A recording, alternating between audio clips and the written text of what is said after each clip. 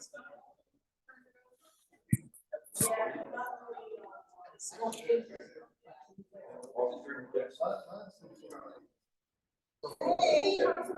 how are you doing?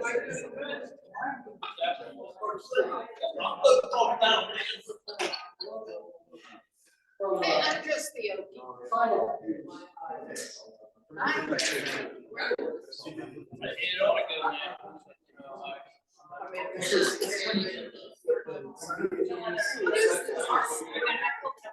No, tonight we're voting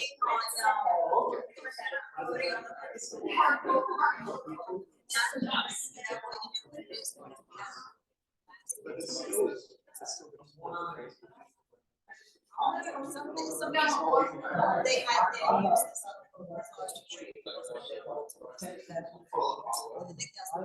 yeah, he was in New York. They didn't get the memo. I mean, they can vote by Skype if they know how open. So this is the hard. I guess so.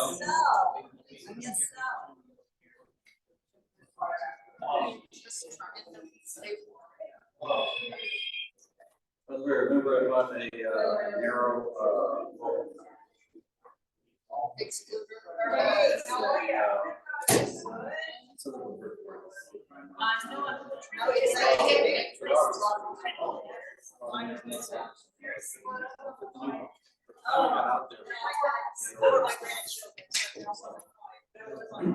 Well, it was a high that we didn't think we're going to be able to. It's like I looked at it and we took it down from 10 frame boxes down to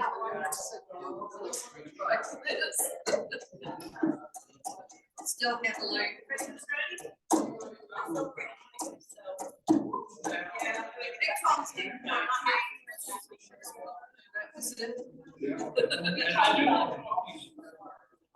I do want to talk to you. Oh, Yeah, and I bought a bottle of eight. I sprayed it on 60 frames. Oh, yeah. Oh, I'm sitting here, but there's the freezers in the back.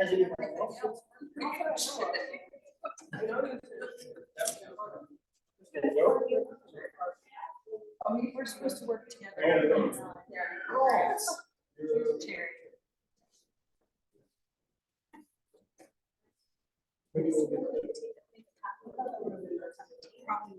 No. 3 minutes.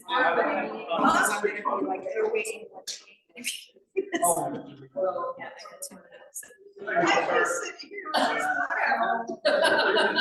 and yeah. So that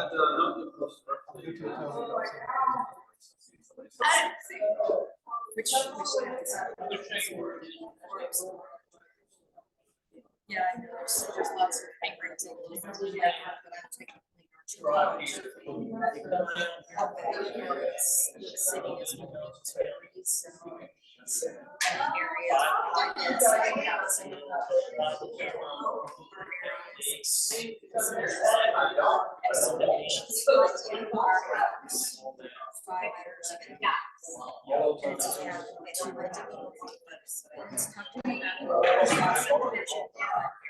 I've been reading those.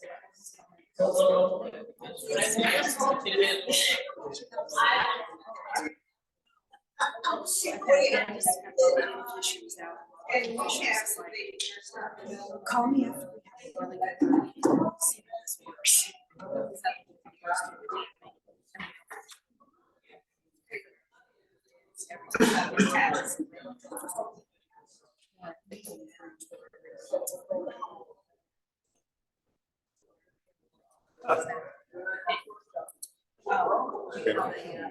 Are you checking your emotions? No,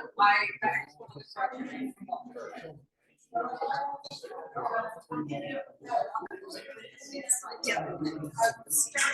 No, so I went to Safety Keepers Association.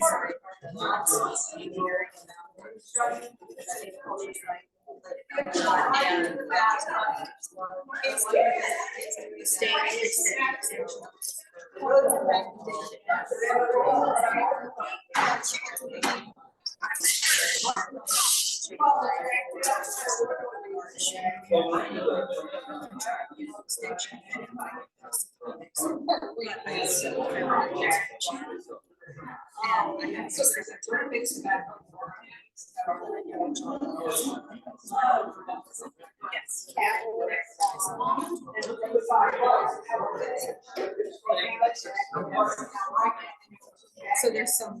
You guys get started. Right there. Okay, let me get my stuff there.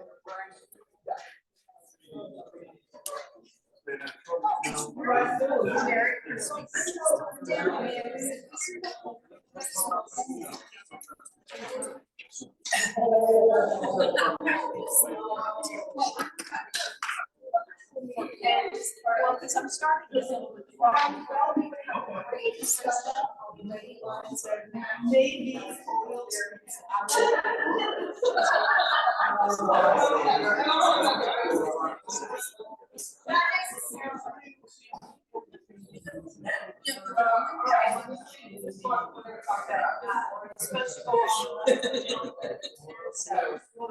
maybe.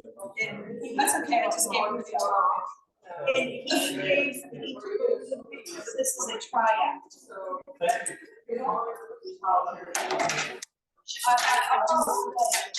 So there's plenty. So if you need all the play, take this home. Oh, we also.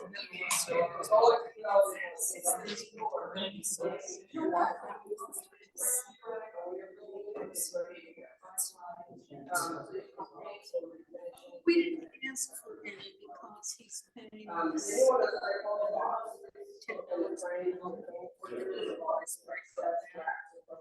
All right. My other meeting doesn't start till 7. Okay. Yeah, we're charging 8 to 10. It's 8 the first. Okay. It's 10 because we really cover the course. Yes.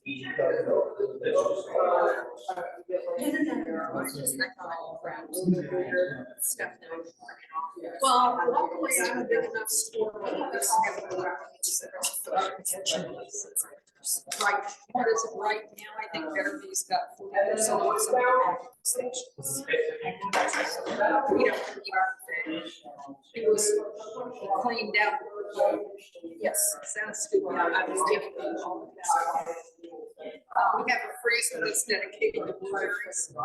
And the bottom of the blueberry freezer is frozen.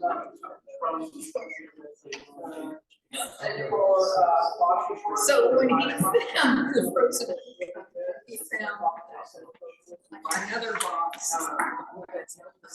So we had 3 boxes.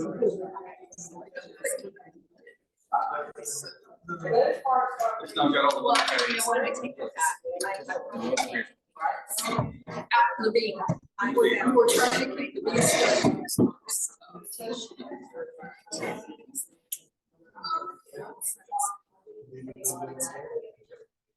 Well, then we'd have to go to yes. We had a deal who I thought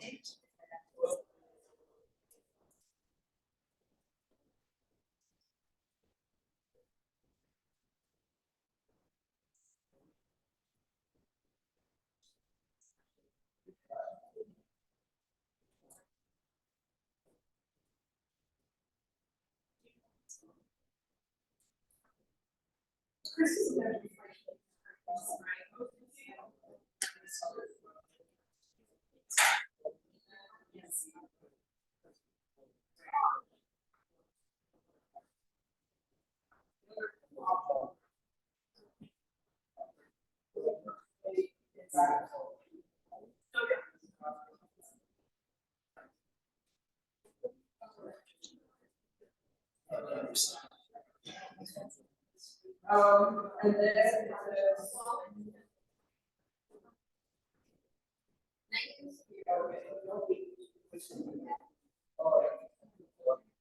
I'm just gonna write that down here. That's the you go before you.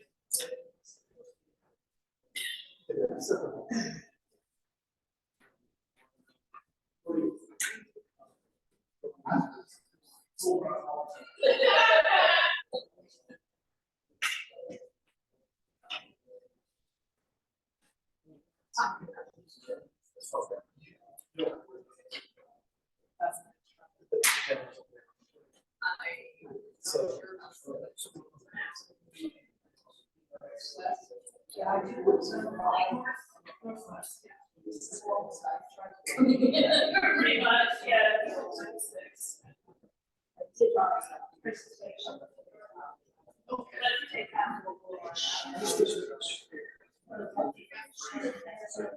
Oh, okay. See, I know place in Johnston. That's right. That's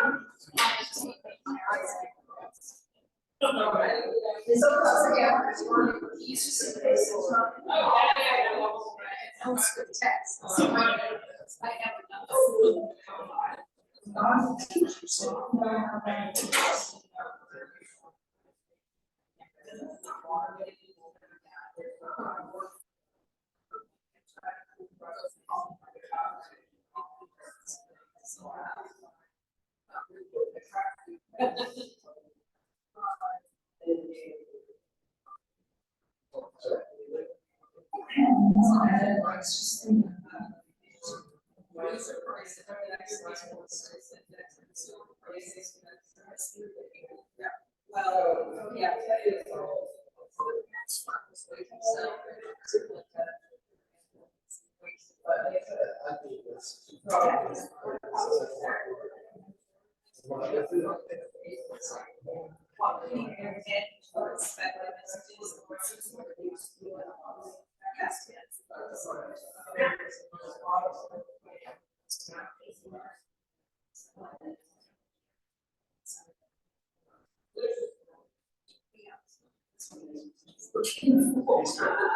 Well, let's see.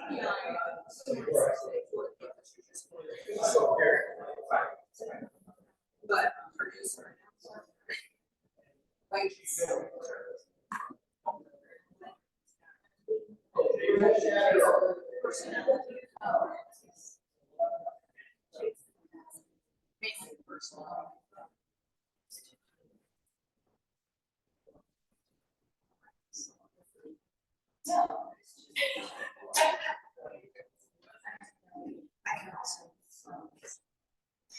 Right.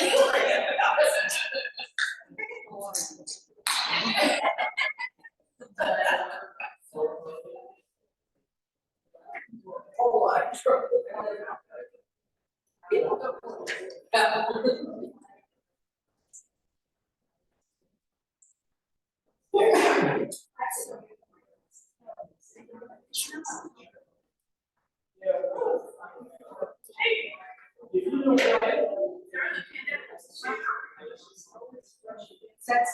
That's my problem. See, my key to keeping good blood is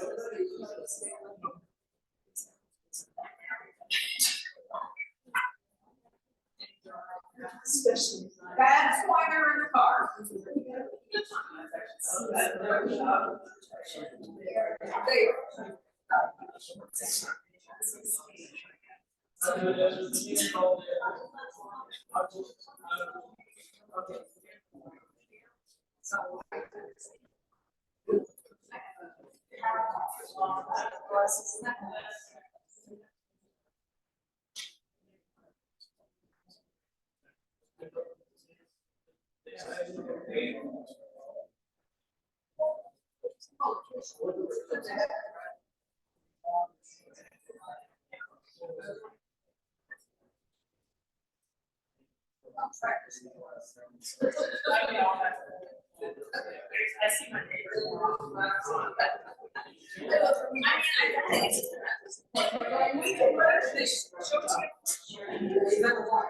Do not touch, do not pass.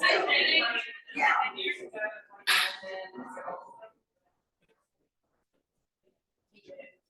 No, see.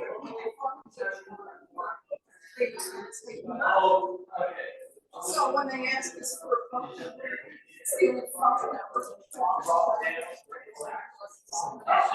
have a phone, yes.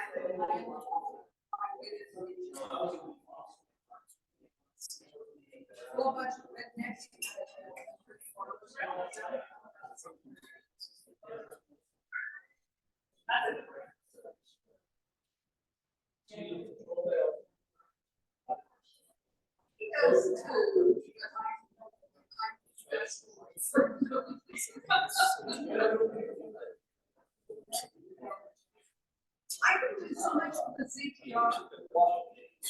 Yeah, the zebra, I can do so much with the zebra.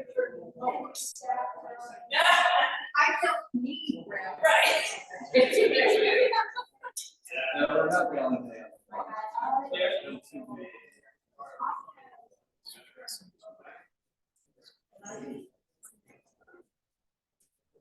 But I want to get this tracks in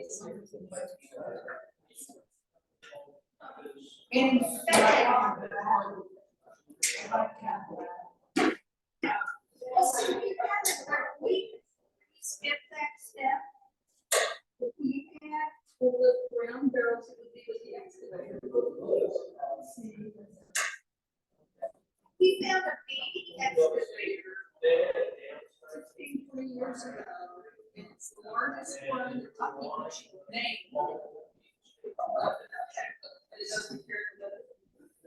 And it cost us $1,000 to get it hauled 100 miles up to the house. It had to go up on the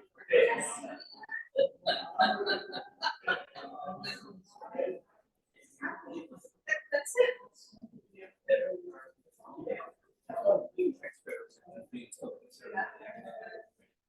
Felt like it makes the bar. You put a digging jack this right out. So it's like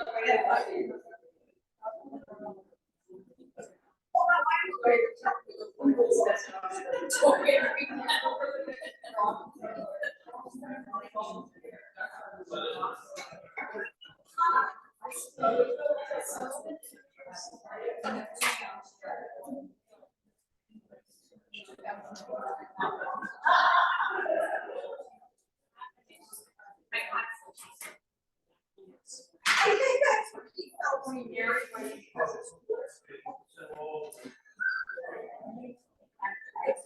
who's Debbie's forward.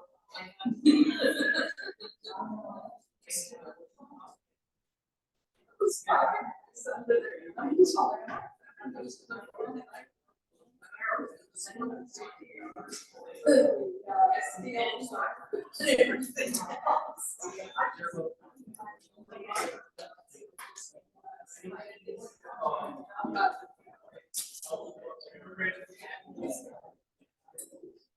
We've got an expert. I love it. Well, here is here's a photo that I found out today. Smart next door.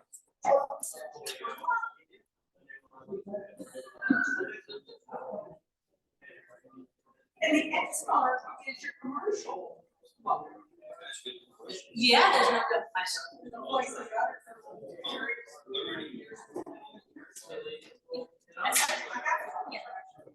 the And JC next time.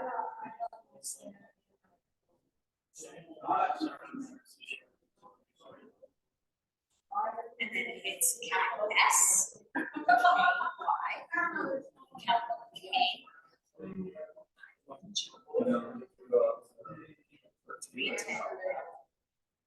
Yeah. You have to go about 70 miles to go. You're welcome very much. Yeah.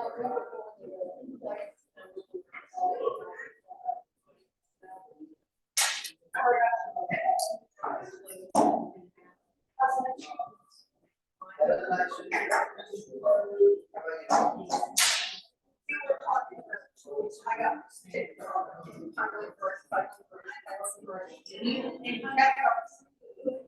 He kept on saying, I'm going to get a chipper.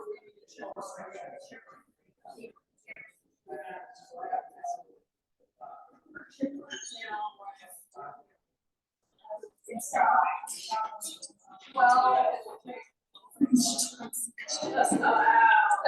and when I bought it,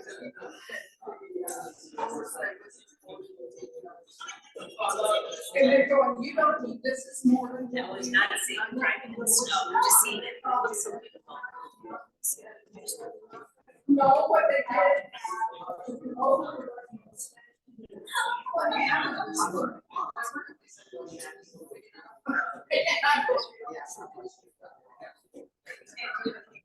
Yeah.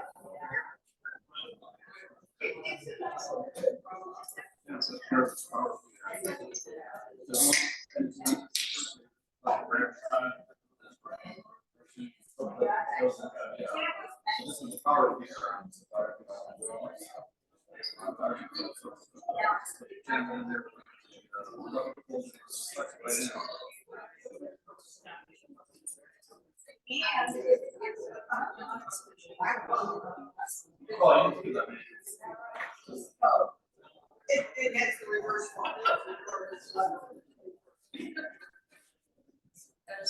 And we try to get it done. That's my fault.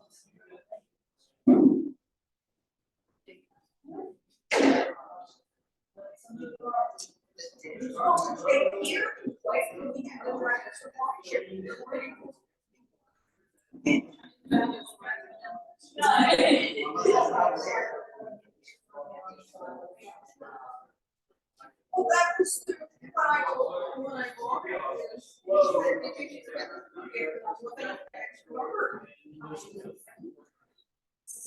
And he said, why did you pay $80? Right? We have to make this right. And he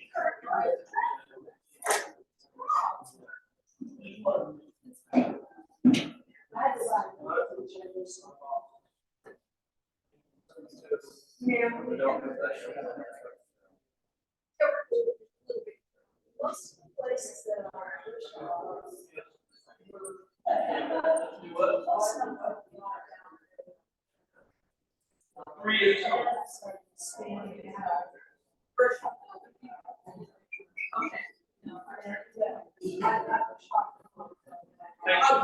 that makes sense. I got some early albums too.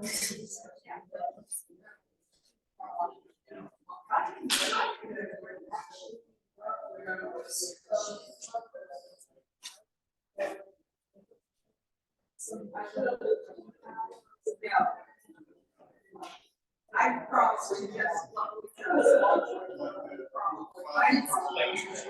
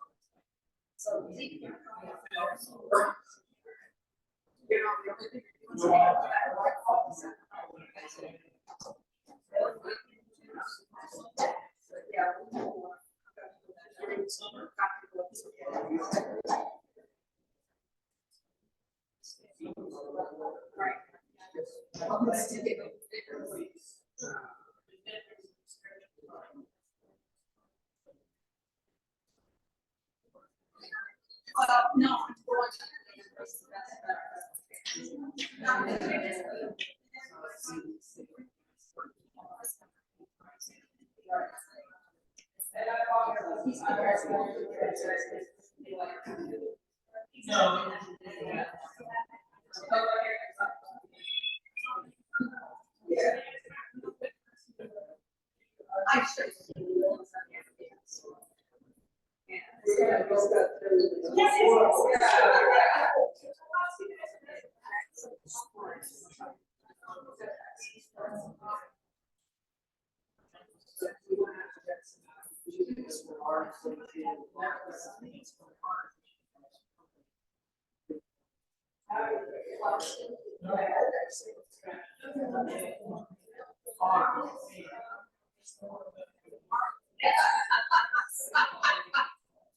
It's the same.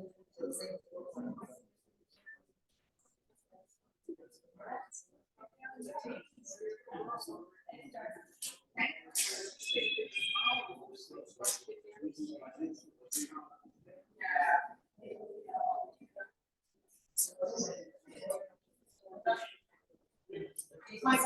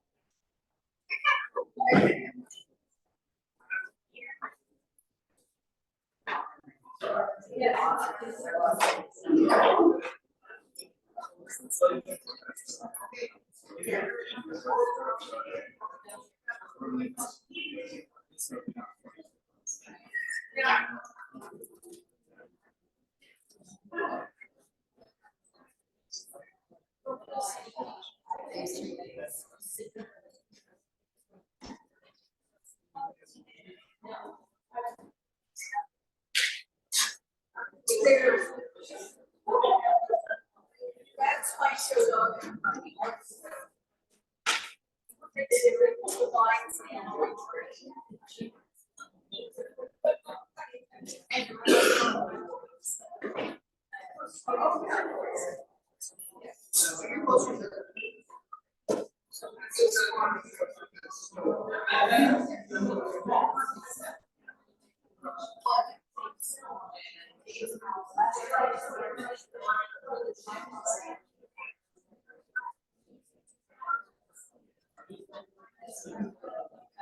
I think what I'm gonna do is sneak it. It's not really open. It's not open.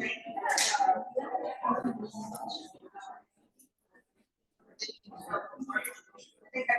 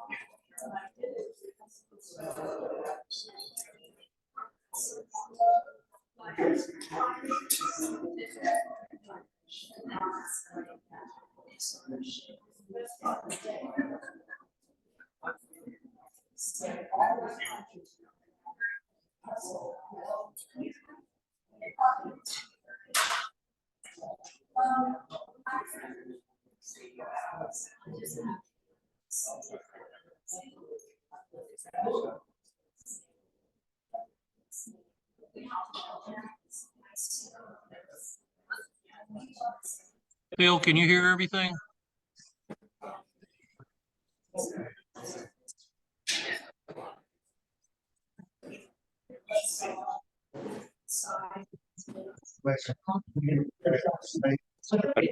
I can't hear John.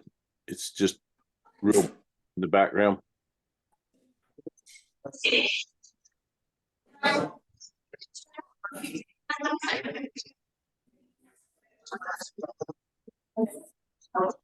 Okay, where you at?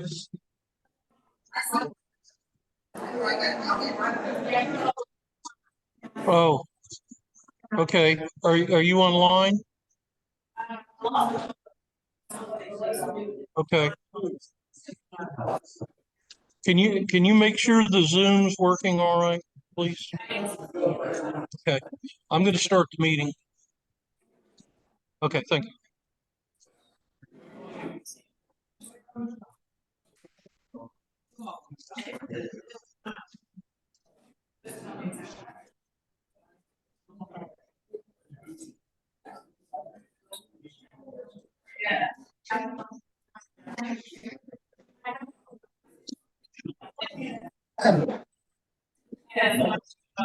Okay. I'm sorry for the delay.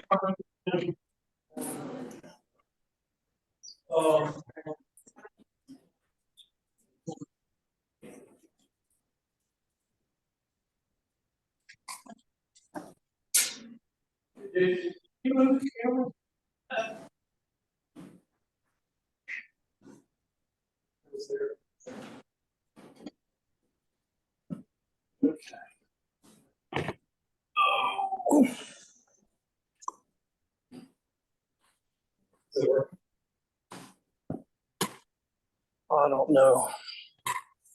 It was sitting at table.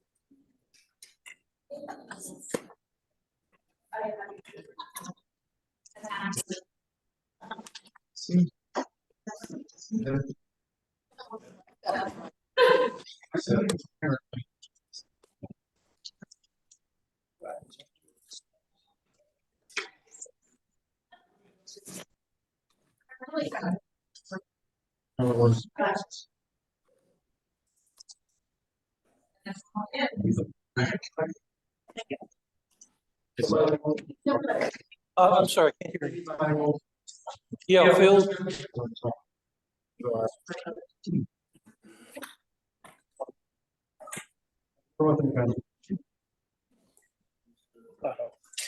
I don't know how to sit.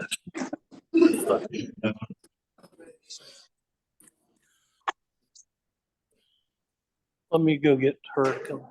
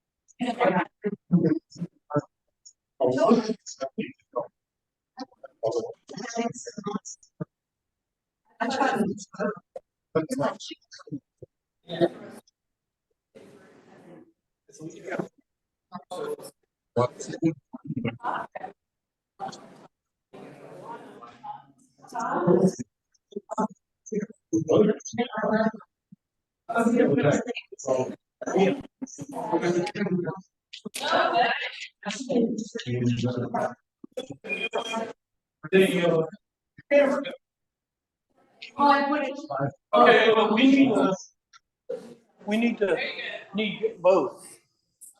Is that possible? The speaker and the, Yeah, I mean, you should have it. okay. Did it get unplugged?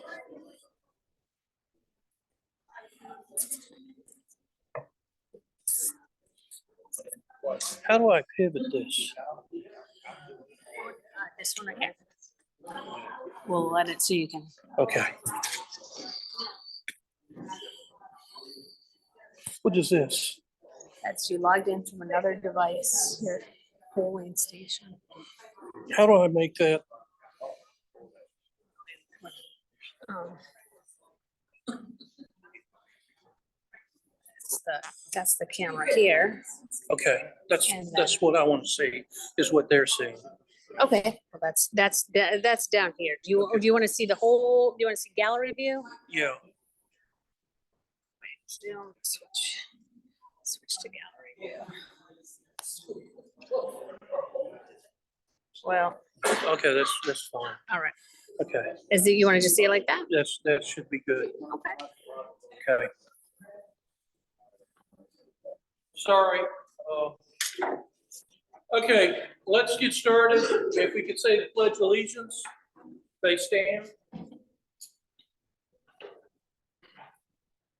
Pledge allegiance to the flag of the United States of America, and to the republic that stands one nation under God, indivisible, with liberty and justice for all. Okay. Off topic, first thing, anybody needs a chest freezer for storing bee stuff? Walmart's got a sale going right now. Buy a 7 cubic foot for $159. Just tell you. Okay. We're gonna have elections first thing. Is there any questions about, did everybody read their emails? Any questions about what's gonna be going on? Okay, is there anybody here that's not a 2023 member? Okay.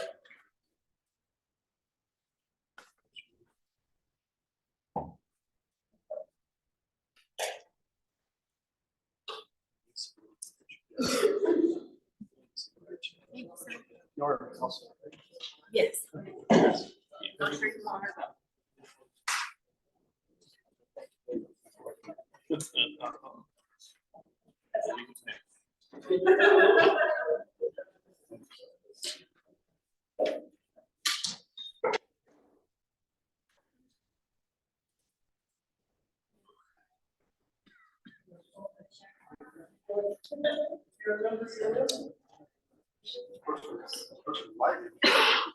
Anybody want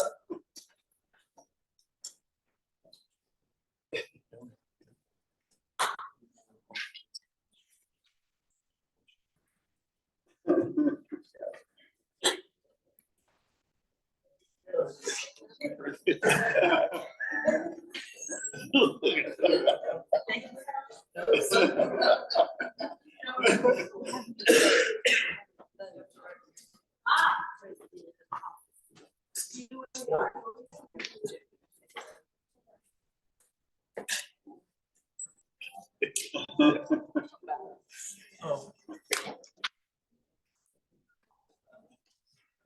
That's a deer to get.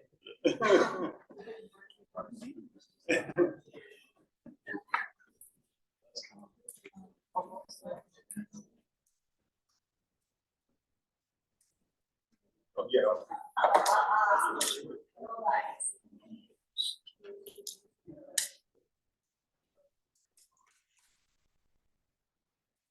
Any questions on the ballots? We just write this next to the name. Yeah, check, yes, check, any way to designate. Circle it.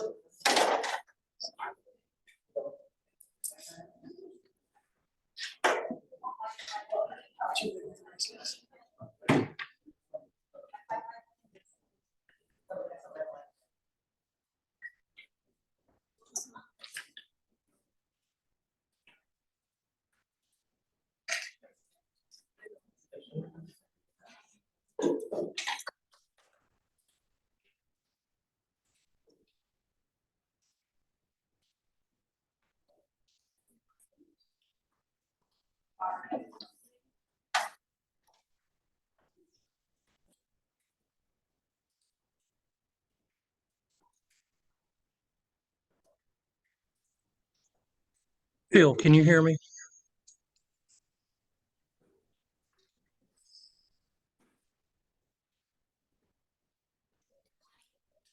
Yes, I can, John. Oh.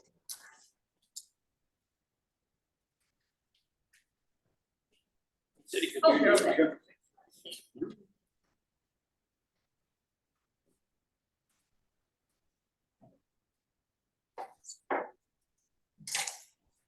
Yes, I can.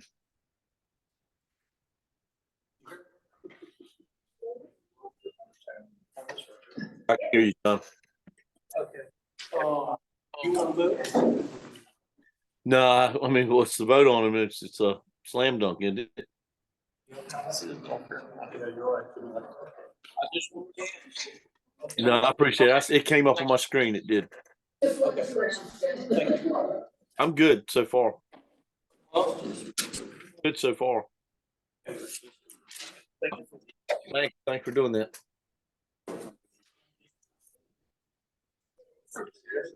So you want me to tally these? I don't think it'll be hard. And if there's any comments at the bottom, tear those off. Okay.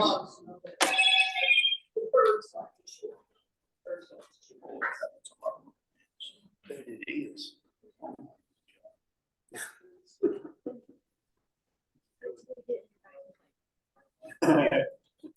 It'd be my dog.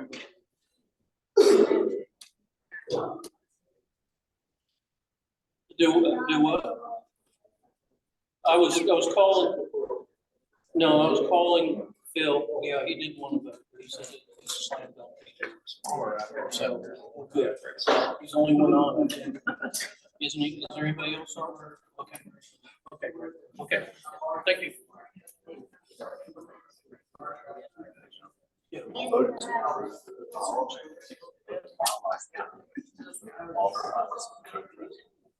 So I think we should put in there. Well, it never authorized to have the same person as secretary. Right. What I'm saying is, if you're making changes to the bylaws, you can put president or. The problem with that is I have to give them 30 days notice, which is the last 5 days. And so, I checked. yeah. But that, if you initiate the president, it should.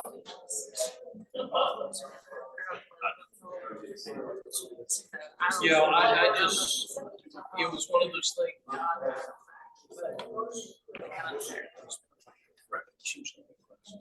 So that's. Okay. I didn't know if there was something that was easier now. Okay, I'm sorry for the delay here.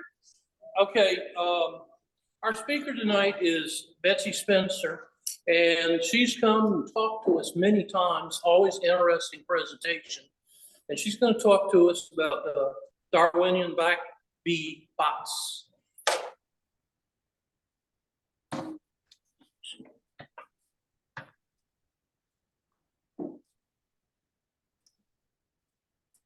evening, everybody. So this was the topic the last time that I came.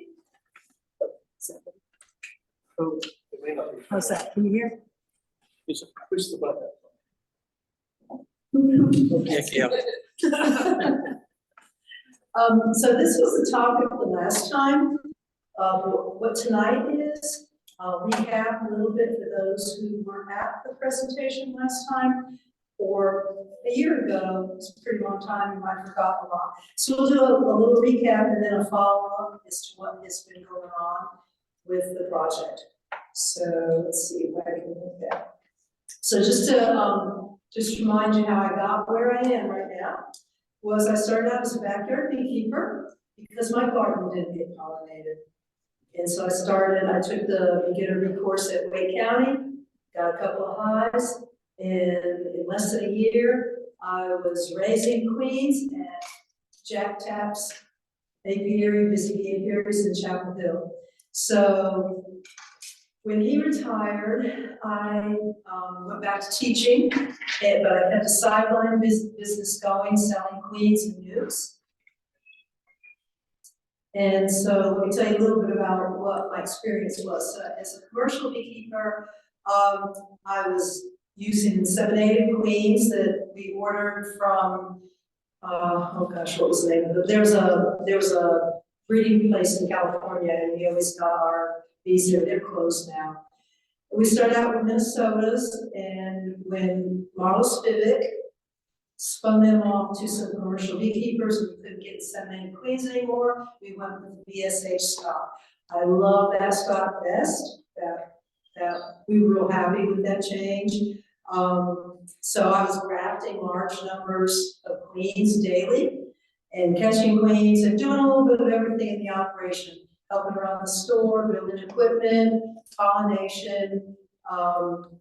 But my main job was raising queens and maintaining the breeders and the mating boxes and the cell builders. So every year we ordered new inseminated queens. There was not a lot of selection going on. What bees made it through the winter in nukes and stuff were what we had. Jack quite often brought nukes in from Georgia to put in the mating boxes to raise the queens on. So, not a lot of selection was going on there. We did use chemical treatments, mostly formic acid. So, on my sideline protocol was a little different. Of course, I started with BSH stock, and for 15 years, I didn't treat at all with chemicals.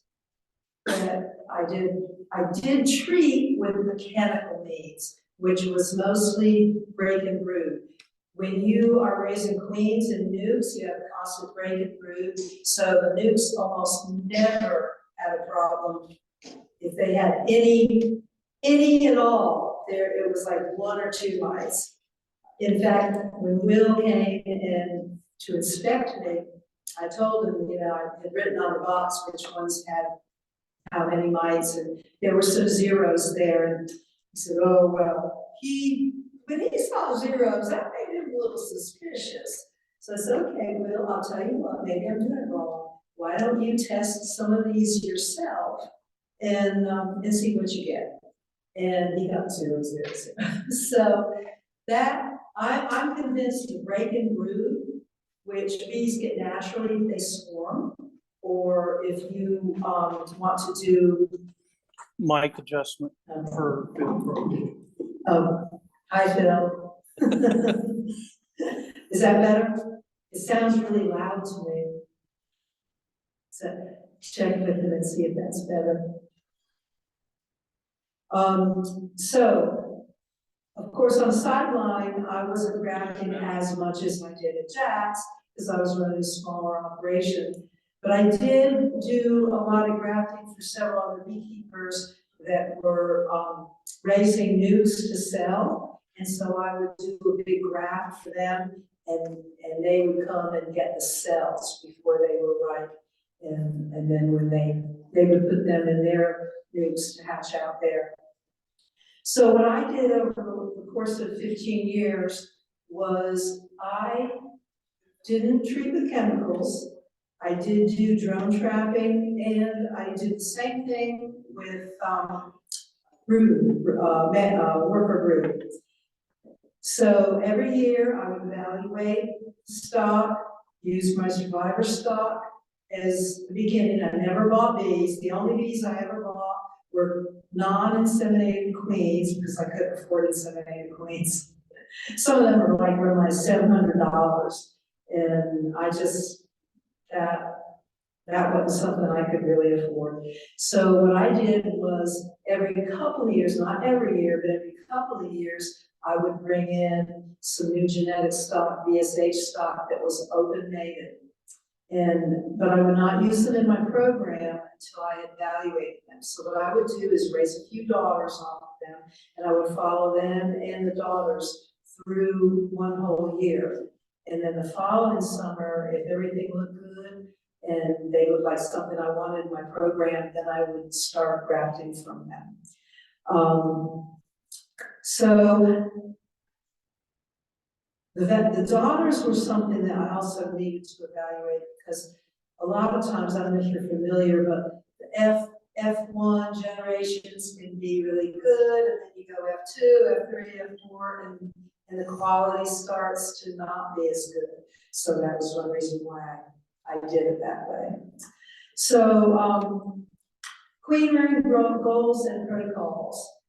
There's a question that I had, and Dave Tarby is the one that brought this question up to me. A lot of people, I don't know, is everyone familiar here with drone trapping with the mites, where you put in a comb of drone because supposedly they like the drone comb better? And they, hypothetically, it's because they get a few extra days before the bees emerge, and that gives the foundress mite a chance to lay more. But what happens is that Dave Tarby brought up to me one day and ruminated. He said, I sometimes wonder if we're not breeding mites to prefer worker brood. I said, that makes sense. Now, if you're always taking the mites just from the drone brood, here in the United States and wherever the Western honeybee is, you're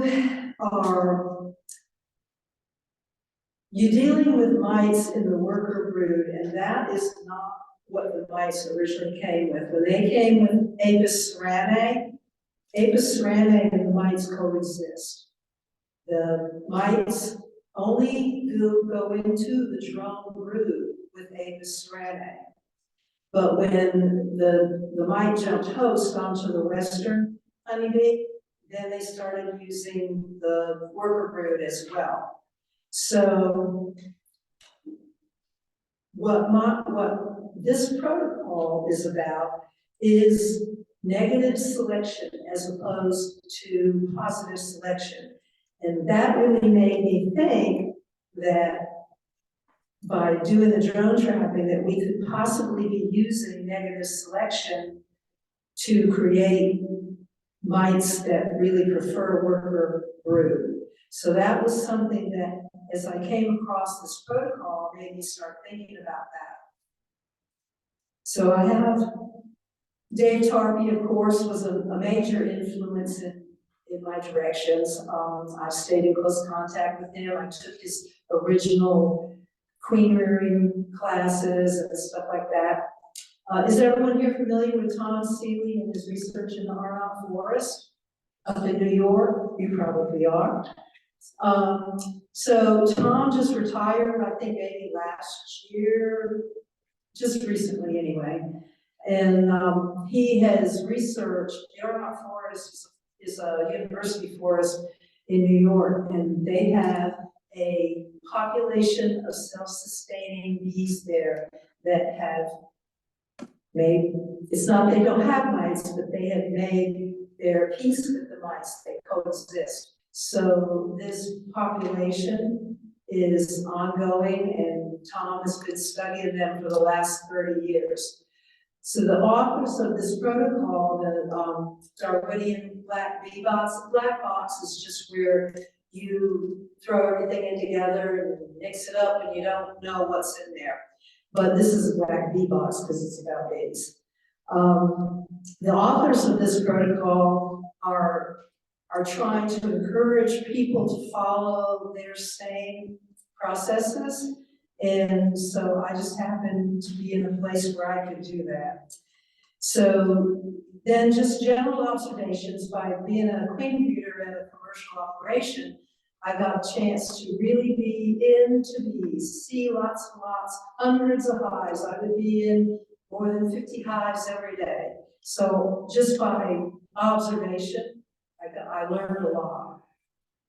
So one of the things that I want to impress is the difference between selective pressure and positive pressure.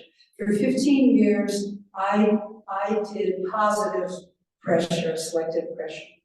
And now I am working with negative selective pressure, and we'll go a little bit more into what that entails.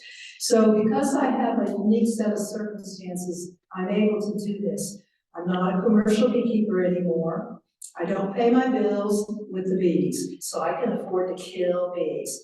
And to do this, you have to kill a lot of colonies. So it hurts my heart, but it has to be done. So in Seeley's research in the Arnott Forest, some of the things that he found out in his research was that there's a colony, the Arnott Forest is 17 square kilometers. And he mapped the colonies out, and the colonies, once the mites came, the colonies still maintained their numbers in the forest. And he found out that there's about 1 colony per square kilometers, which was the same as pre-mite, the pre-mite period before mites came to join us there. And one of the things that he found was that the survival rate of the established hives tended to be about 84%. And then the founder hives, which was swarms that swarmed out, then they tended to have a survival rate of about 24%. So it all balanced out, even though the swarms did not have a good survival rate. It was enough to replace the others, the ones that were lost.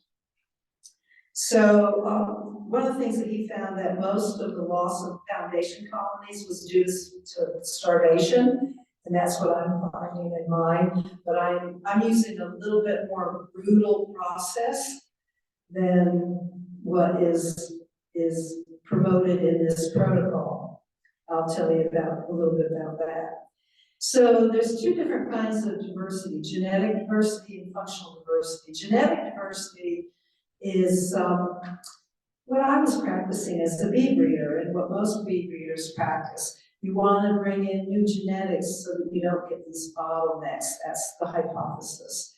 And that's one reason why I brought in new queens every couple of years, and Jack brought in new queens every year.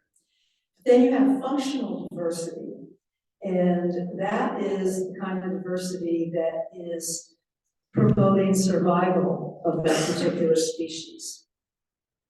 So, let's see, I kind of want to talk about that. So one of the things that all bee breeders pretty much are breeding for these days is mite resistance. I'm sure everybody's aware of that. Every year we have a new silver bullet, some new chemical that's going to kill an insect on an insect. And so far, hasn't been very successful. So here's the black box analogy. All the alleles on the genes are mixed together. They are not pre-selected traits. Pre-selected traits are what the bee breeders are doing. That's what I did. You're selecting for mite resistance, hygienic behavior, good honey producers, bees that expand rapidly in the spring, that sort of thing. There's usually a list of 5 to 10 characteristics that people are looking for when they're breeding for queens and stuff. But, functional diversity covers a lot of things. Covers yeasts, viruses, fungi, mites. A new thing that we have to think about is climate change. Since I moved to the Raleigh area, the hardiness zone has changed slightly. We're in a slightly warmer hardiness zone now. So one of the things you have to think about with your bees, are they going to stay synchronized with the flow? Are they going to increase at the rate that they need to take advantage of the flow? I've had years when they did not synchronize with the tulip poplar. So, that's one of the things you have to think about when you're breeding. Another thing that Dave Tarpey brought up one time with me when we were talking was the possibility of not just breeding your bees, but by using different techniques like this protocol, you can actually create over time a mite that's less virulent. So you're not just looking at the bees themselves, but you're looking at the mites and what you can do with the mites. One of the things that works with the negative selection is that if the mites are too virulent, they kill the host. And that is going to be a negative selective pressure on the mites. Actually, we have a very recent example of how a virus becomes less virulent with the past COVID epidemic. So the new strains kept getting maybe more catchy, but they were also less virulent. And that tends to be something that happens. So here's a example of positive selection. How do we get from the wolf to this cute little puppy? Positive selection. We selected for spots, for color. We selected for size, but how functional for survival is that puppy compared to the wolf? That's where the functional diversity comes in. So there's several, and I had these examples last time. Negative selection, the cliff swallows. The highway was built near the cliff swallows, and they started the population changed to swallows with shorter wings. And the reason was they had more maneuverability. The swallows with longer wings were slower. They were getting wiped out more with cars, which then leaves the shorter winged swallows who were escaping death to breed with each other and continue. And so that's an example of negative selection. The species that does not have the survival genes, they're the ones that die out, leaving the survivor genes to reproduce. And the more selective pressure there is on that, the faster it goes. Another example was the elephants becoming tuskless because the poachers were poaching all the elephants with the big tusks. So then the ones with short tusks or no tusks were the ones reproducing with each other. And so then the elephants started becoming tuskless. So that's an example of negative selection. Now with the swallows, that actually was a survival thing for them. But with the elephants, it is not. They use their tusks for a lot of things, uprooting food and stuff like that. And without the tusks, their survivability is less. So what you're looking for in negative selection can be positive or negative. So Blaquier and his cohort, they're the ones that created this protocol. And this paper was published in 2019. I'm pretty sure I sent one of your officers emailed the paper last year to share with you. But if I didn't, remind me and I will do it this year. But it explains, so I won't go into as much detail with the actual protocol this time, because this is more of a follow-up and things I've done and things I'm gonna do, hopefully in 2024. But they are convinced that chemicals are dead-end road, that the only way that this is going to be fixed is to let the bees evolve, essentially. And that's one reason why I'm doing it, because commercial beekeepers pay their bills with the bees. They can't afford to be killing the bees off. Your hobbyist beekeepers don't have the resources that I have, equipment, bees, and a large area that I'm one of the very few beekeepers there, and the couple that there are just, you know, hobbyist beekeepers with 1 or 2 hives, so I can completely overwhelm them genetically. So these are 3 places that there are feral colony populations that have not died out. Tom Seeley I have followed for quite a while, so I based a lot of my information on the Armonk Forest because that's the one I'm familiar with. So in their abstract, they, like here's abstract, that target breeding has failed, but natural selection has succeeded in 7 different places in the world. And that's within population mating. No treatments are given. Armonk forests can't be treated. They live high up in the canopy in the trees. And the selection is based on survival and proliferous development, that swarming thing. And that leads to locally adapted varroa resistant populations. That's what their findings are. So they started out, a brief recap of what the protocol was. They started out with 25 to 30 genetically diverse colonies. I started a little differently because I already had 15 years of non-chemical treatments and survivor stock, working mostly with survivor stock. They had a control group, but that's optional. They started with a spring treatment. They used oxalic acid. I used Mitoway and a couple of others that probably don't work as good. The reason I did that because we participated in the Mitothon because they wanted us, Five County wanted us to win the Mitothon. And so I did that year. And that was our beginning stock. Okay, so we actually started in 2021.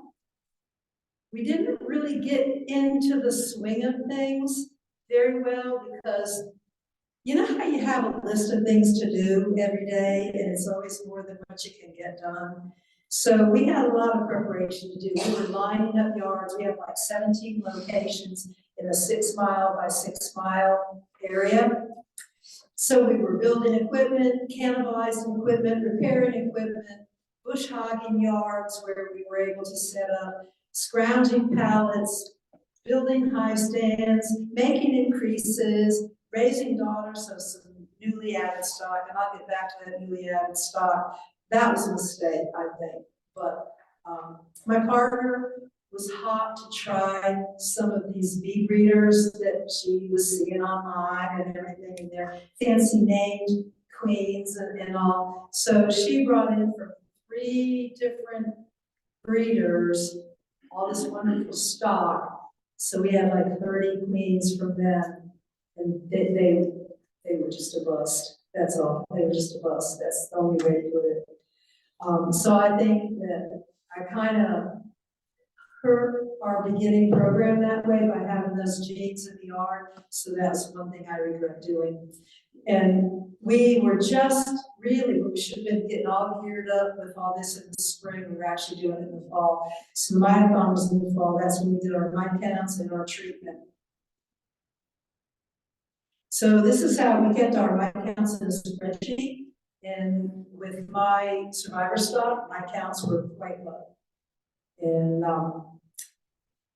Very, very few. We only treated the ones that were above the economic threshold. We didn't treat everything. And in the protocol, they treat everything. So this is Google Earth, and it shows all of our, where we have everything located. So where I am up in Franklin County, I am like a quarter mile from the Tar River, and everything between me and Kittrell is all old growth forest. And so I'm hoping that everything that swarms out of our yards goes and takes up residence in that woods if they don't cut it down for houses. So the benefits of working in a localized area.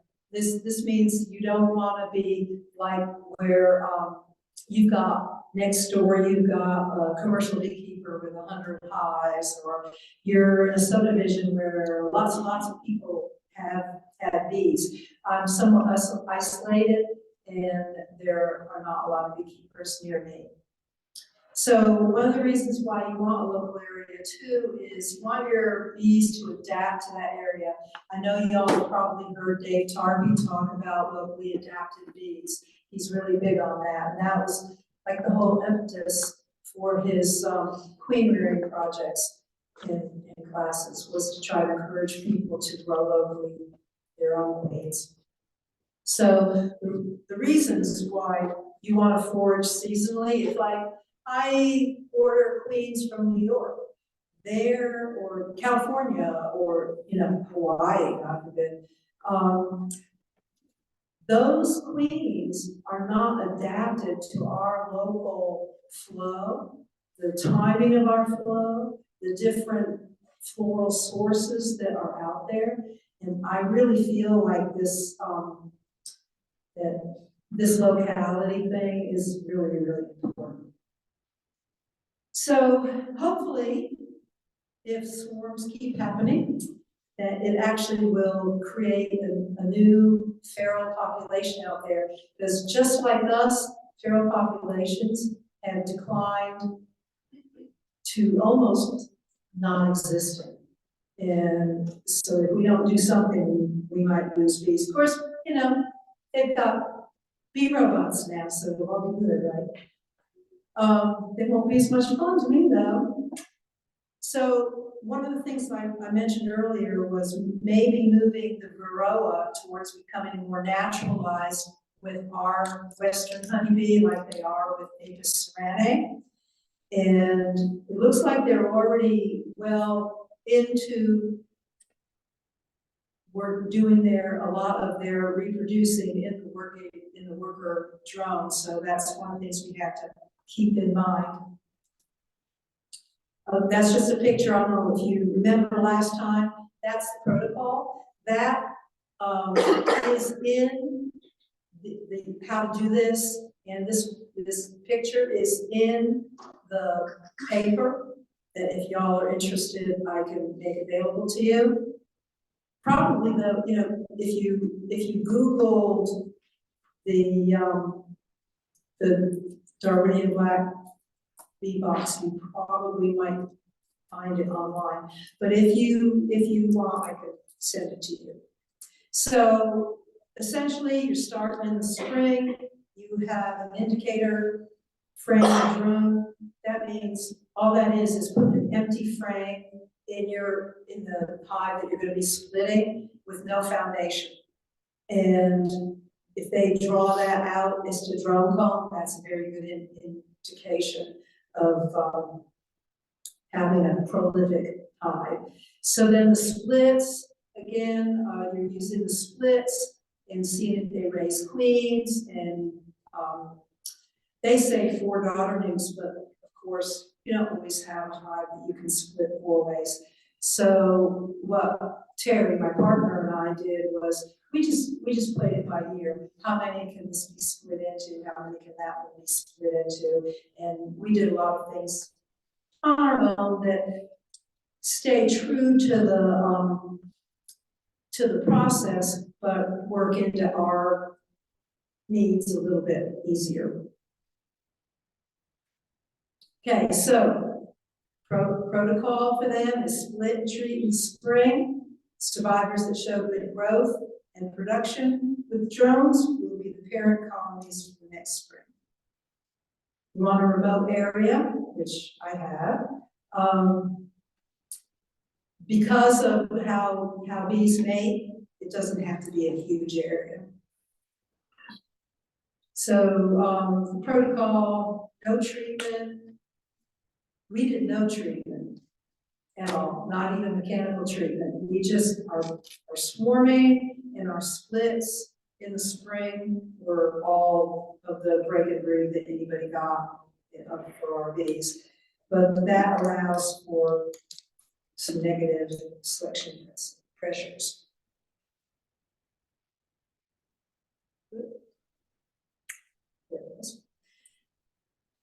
Okay, so in 2023, what we did was we split our prolific survivor hives, and we only split enough for replacement colonies. So we have 17 locations. And say location 1 had some dead outs, say we tried to put like 6 in every one, which is too many. But my reasoning is that increases the selective pressure. I'm sure everybody's familiar with going into your yard and 3 of them are dead, but this one over here is going gangbusters. It's fantastic. So my thought is starting out with 6 spots in each location, put a lot of selective pressure on those hives for foraging and things like that. Also too, when they're close together like that, there's going to be more drift, which will make transferring viruses a little easier, because one of the advantages to this protocol is you are not selecting for 5 characteristics. Your negative selection is selecting for everything across the board. You know, your viruses, your fungi, your mite resistance, everything you can think of, and some you can't think of. So I did do a little bit of grafting off of some of the prolific hives, mainly just to go ahead and expand our yards a little bit. Once they were split and each yard was full again in 2023, then we let them swarm at will, which is a really hard thing to get used to, believe me. One of the things that I decided not to do, because in the protocol, in the Darwinian protocol, they do allow feeding, especially in the dirt. I decided I wasn't going to do that was going to increase the selective pressure even more. And so I did not feed during the dirt, and I did not feed this fall, and I've had a lot of starvation. But the ones that can handle it are still there. Of course, no treatments and my high mortality. But that's the idea. High mortality, I have to keep telling myself, high mortality is the point. And even because I'm in that mindset, a commercial beekeeper, keep your hives alive, keep your hives alive. So we started out in the spring with 110 colonies, and I'm down to 52 right now.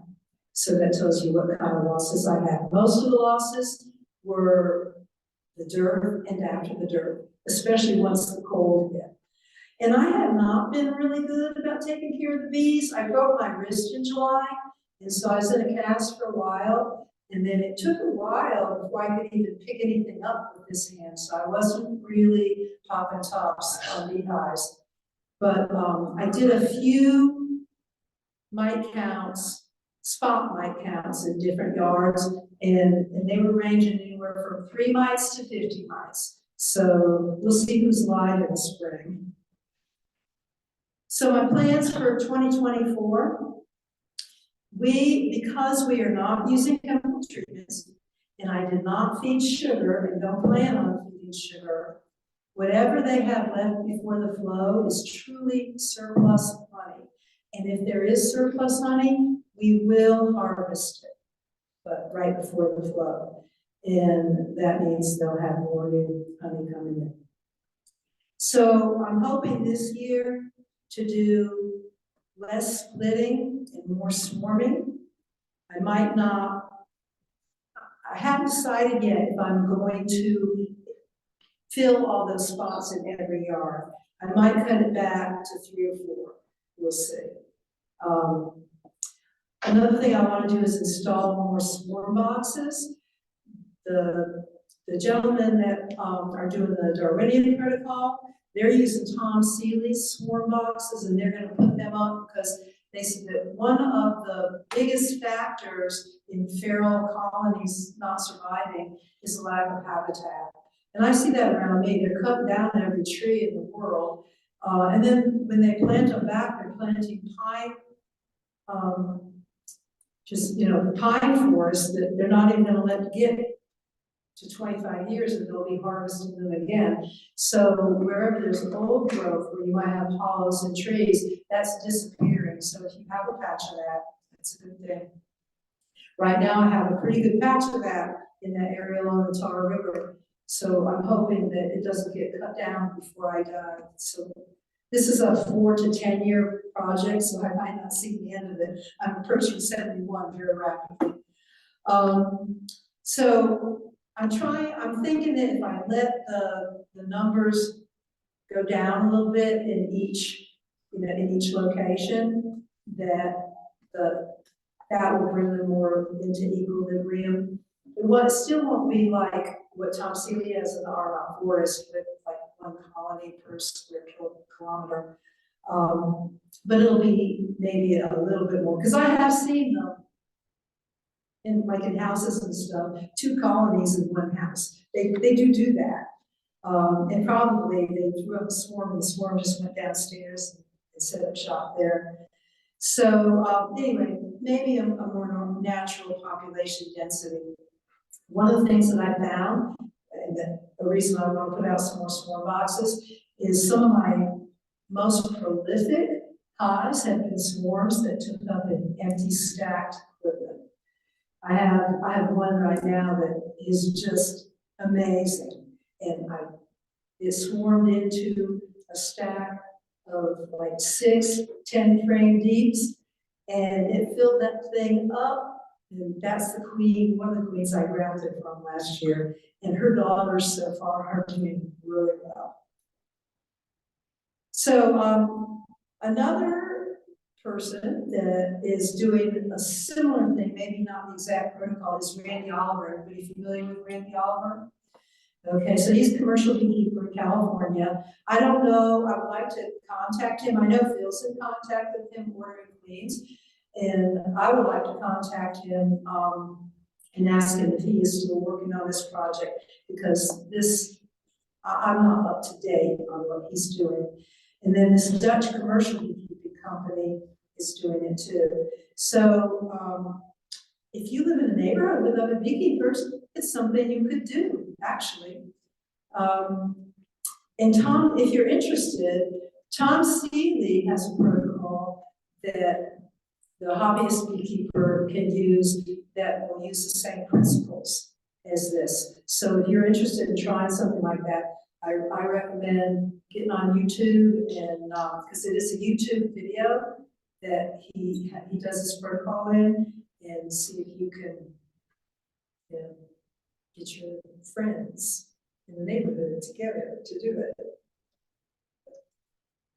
Okay, so my ultimate objectives, this is to develop a population of locally adapted queens that thrive on the available food sources, which that's one of the things I'm thinking. Maybe that this one that's doing great in the same yard, but these guys are starving. Maybe they have figured out a new food source that the bees, because bees are really picky. Have you noticed that? They don't work everything. They're pretty picky. So maybe evolution is happening there, and this colony of bees has tried a new floral source, and they're doing well. You don't know. All you can do is put negative selection on them and see who lives and who dies. So hopefully, if they're locally adapted, they will be in sync with the seasonal flows. And as hardiness zones change, which they're telling us they will continue to do, it will be slow enough, hopefully, for the bees to adapt. They will become resistant to various viruses and pests. You know, most of the viruses that we have in the bees are vectored through well, first off, they're exotic. They're not from here. They're vectored from different places through mites.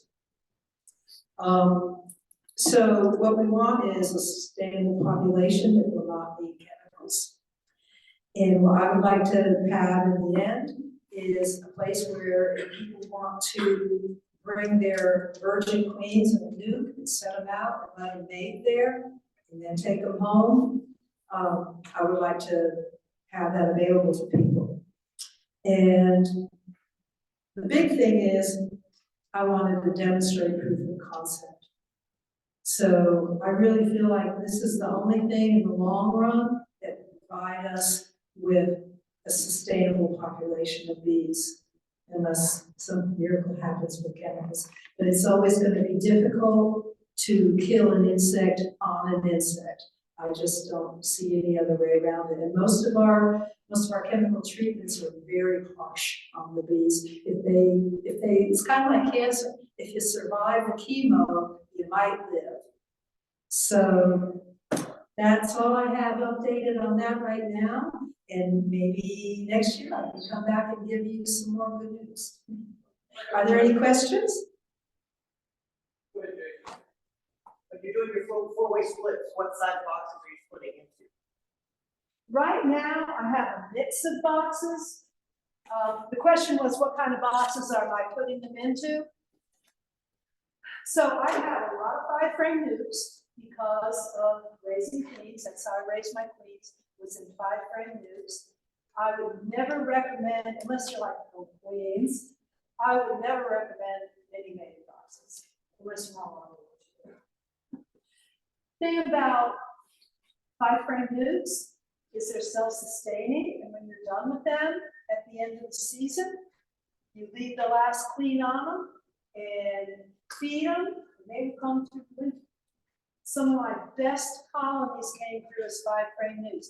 Put a second story on that 5-frame nuke, and those usually are the ones that are boiling, in the spring. They're just, so I really feel like it's that chimney effect. I think it's easier for the bees to get through winter in a more narrow, taller box, like a tree, than the wider 10-frame box. So I'm going to probably be cutting as my equipment gets on, you have orders get on and all that. I'm going to be cutting down my 10-frame equipment and turning it into 6 or 8. 6, I think 6 is like a perfect size. It would be a little bit bigger than the 5-frame, so it gives a little bit more space. But my equipment is eclectic. That might be the best way to put it. So I've got 5-frame nukes, I've got 10-frame, I've got a few 8 frames. I really don't like to put them in honeysuckers. I really feel like they do better with something that's natural. So, yeah, a real mix of equipment, but for this particular project, since I'm not having to move bees back and forth to pollination or anything like that, bringing hives in for honey extraction, that sort of stuff. I feel like I can pretty much set stuff out there and just leave it. And one of the things I want to do this year is I want to make sure that there's an empty box with drawn comb in every yard, because they really go to that. I get multiple bees taking up in empty boxes every spring.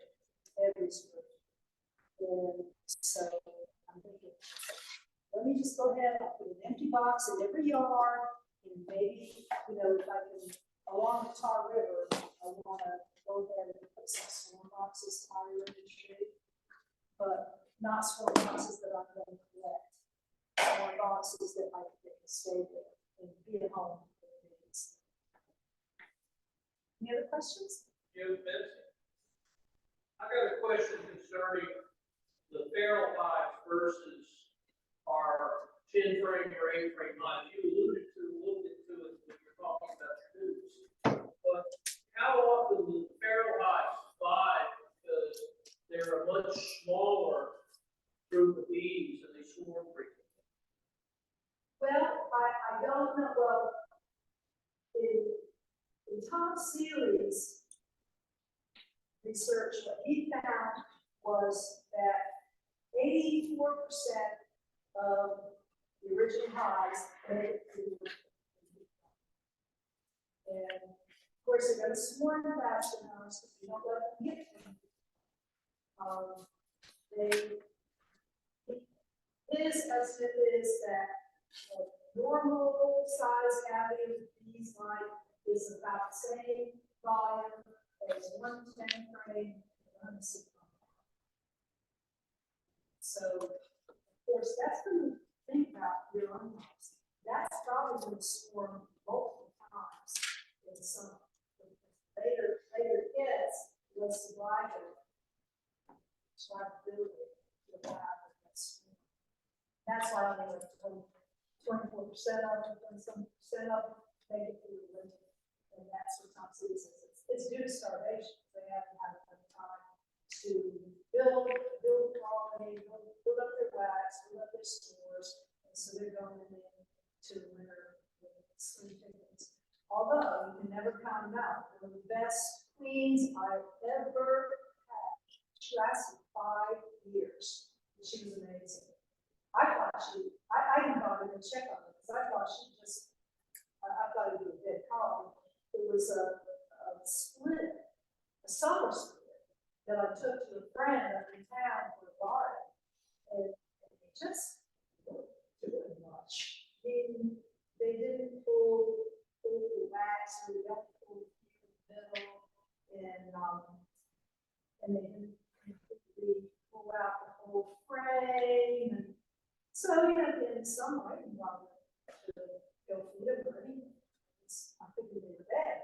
And in the spring, when I talked to her, she said, "Oh, the bees are flying today." What? Are you kidding me? And I went up there, and I know the same queen because she's marked. So I went up there, it was just a single 10 frame. I caught that top. You couldn't even see the top bars. There were so many bees in that thing. I ran home, I got equipment, I put a whole other 10 frame on. The first thing I did was I put a cleaning scooter on the bottom and underneath the box on the bottom board. And I put another 10 frame and 2 honeysuckers on top of it. And I pulled frames for splits and to refurbish my cell builders and all. I pulled from that hive for several for the next 3 summers. And that last summer, she started to peter out, and so I went pulling from her. But she just kept expanding like crazy. And if I hadn't been staying on top of her, she would probably have sworn herself to death. I did have one place where I swore myself to death. It was 3 deep 10 frames and 2 honeysuckers.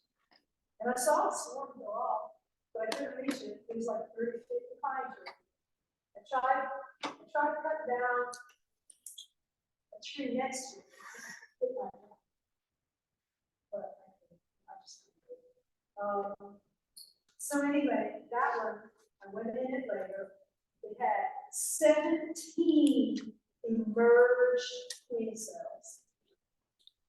And then on one last frame, it had 7 more queen cells that had not emerged because it had swarmed itself to death and there was no population left. to keep those last 7 warm. And that's how many queen cells that. You know, on the dirt, you know, Aunt Anya in the dirt, she's got a swarm catcher. It uses a 27-foot pole and bucket that telescopes. Well, I have the long pole bucket. We can also with the parachute tube.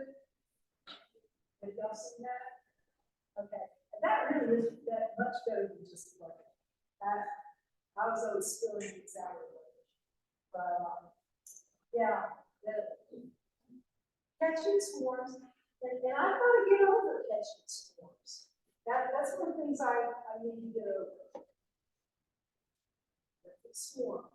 I'm supposed to be letting it swarm.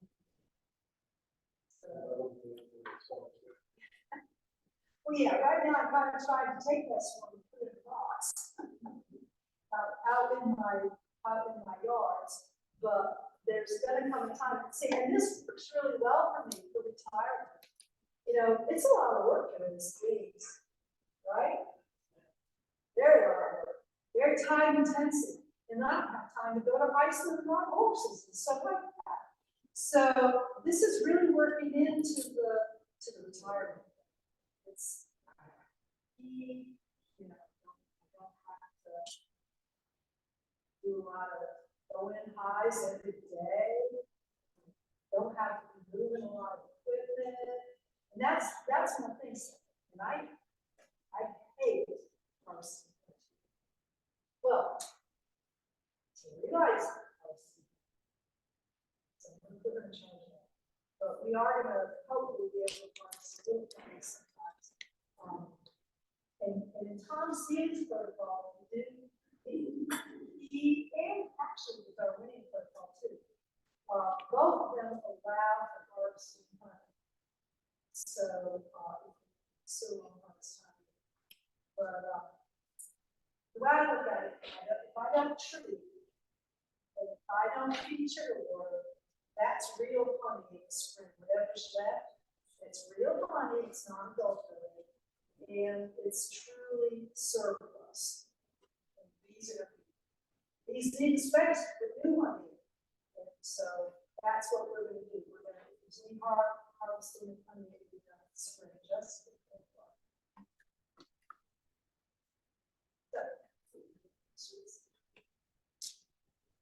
Did I confuse you or did I explain it all that well? Okay. Well, thank you for having me.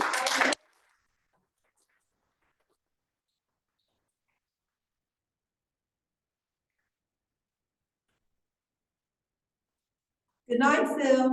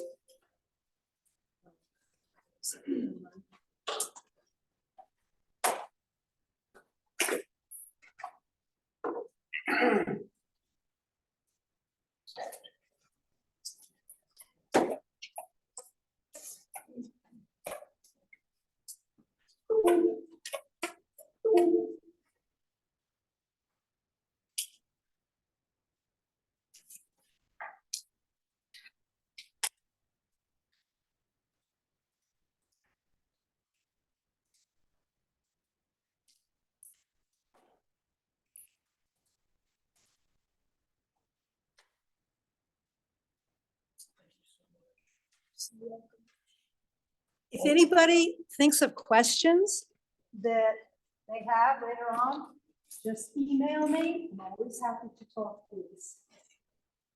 Yeah, you can call me. But if you call me and get my voicemail, text me. I'm much better at answering text, because if I'm busy, I don't answer the phone, and then I have to go back and check my voicemail. Yeah, that's Okay, Betsy, thank you so much. Appreciate your time.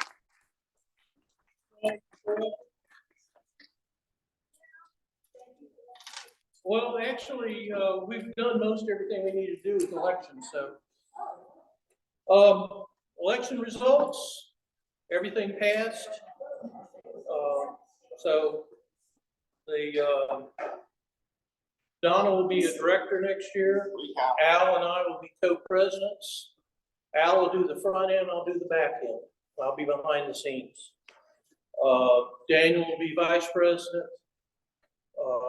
Rick will be treasurer, Hannah's secretary.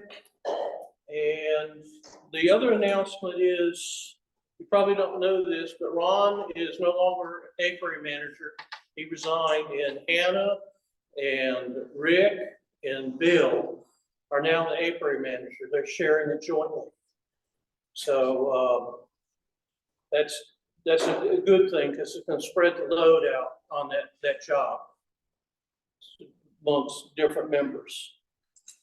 The bee school, oh, and Pat Dolan is the assistant apiary manager, and he's managing the Master Gardener apiary up there with the handicapped hive and the 8-frame hive. So we've spread that work out. The bee school is set for February 24th. Feel free to advertise if people need a beekeeping course. It's an all-day, one-day school. It's $75. If it's 2 adults, it's $125. If one adult comes and wants to bring a kid, that's free. Each additional kid is $15, basically cover their food. If there's 2 adults, then they can bring 2 kids free. Holiday party is at the December meeting, which is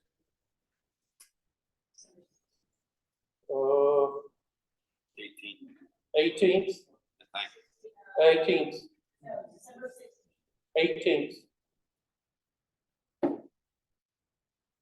16th that's next year. Oh, you're talking about this year, I'm sorry. You're getting ahead of us, May. 18th, okay. Please come and eat. We're gonna have good food. What are we gonna have, May? We're gonna have probably pulled pork, pulled chicken, some of the vegetable, we have wonderful salad, like we have last week's guidelines. Everyone's gonna, whoever can, bake, is gonna bring beautiful desserts like we had last year. It's gonna be sweet tea, unsweet tea, water, and we're gonna have just hush puppies and vegetables. Okay. January, we're going to have a seasonal management program preparing for spring. I don't know who the speaker will be yet, but we'll have that determined here shortly. Please repeat after me. The meeting in January is on January 22nd. The meeting in January is on January 22nd. The meeting in January is on January 22nd. The reason I do this is because Martin Luther King's holiday is when our normal meeting date is. So they have to have someone come out. They don't want to do that. So we're a week late.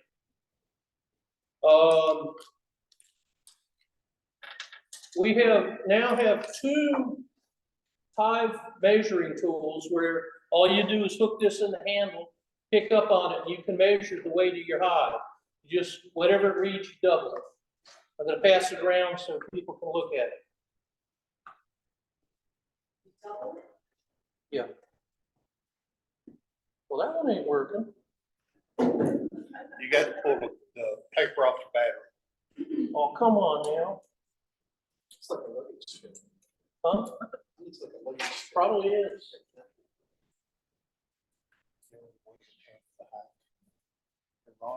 Still at about another 20%.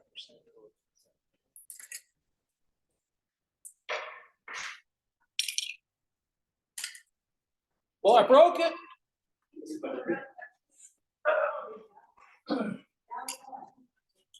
Now we have one.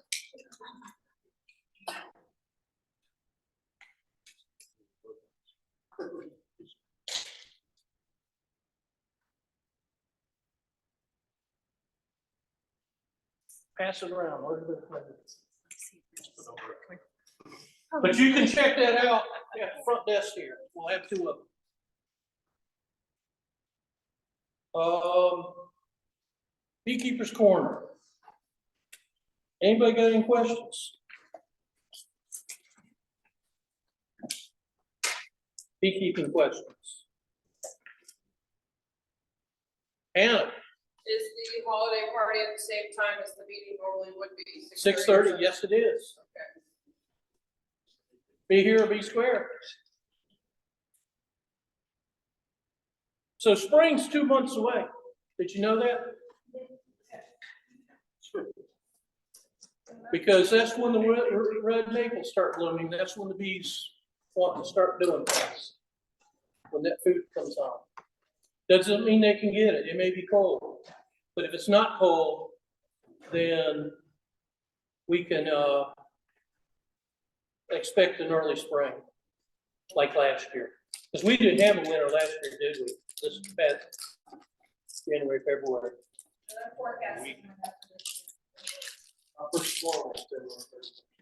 January 31st? First one, okay. And how much weight are you going to put on that forecast? Actually, for a long range, for the first time in a long time, the farmers on that, the National Weather Service, and multiple, meteorological analysts, all agree. And we're at least in a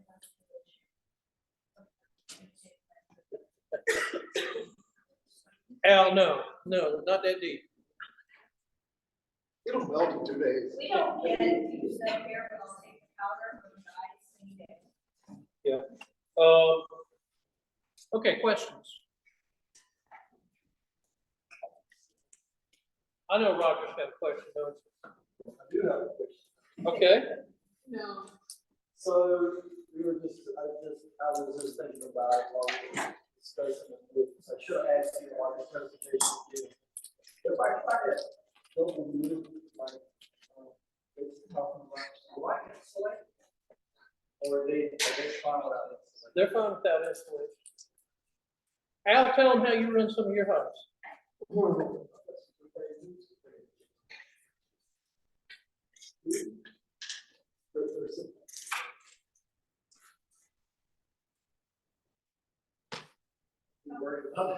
How many of your hives have IPM boards on the bottom?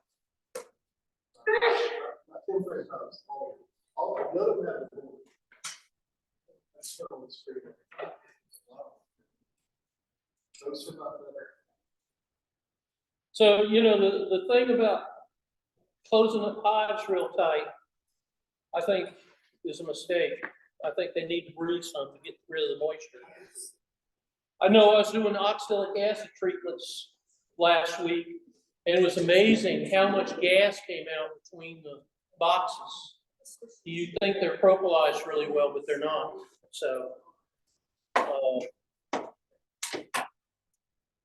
So when's a good time to do oxalic acid treatments?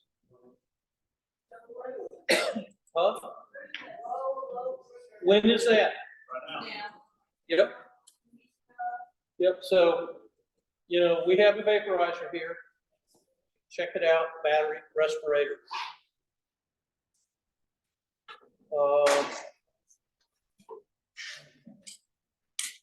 Okay, it's a cold winter day.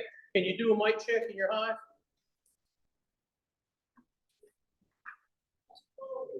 Yeah, less than 60. I don't know, 40 degrees? If you have IPM boards, you can. What you do is you clean your board, spray it with PAM, put it in for 30 hours, no, 72 hours. And if you have 30 mics or less, then you're good. So if you got an IPM,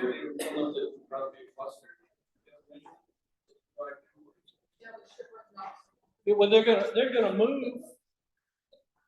They're gonna move in that cluster. The other thing you can do is you can pull the IPM board and look up in the hive and see the cluster.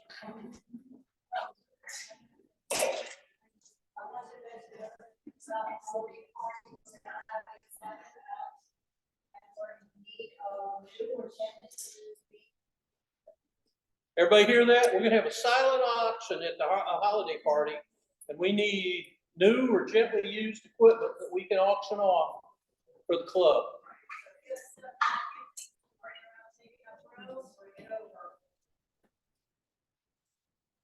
On that day, we'll set up a restaurant.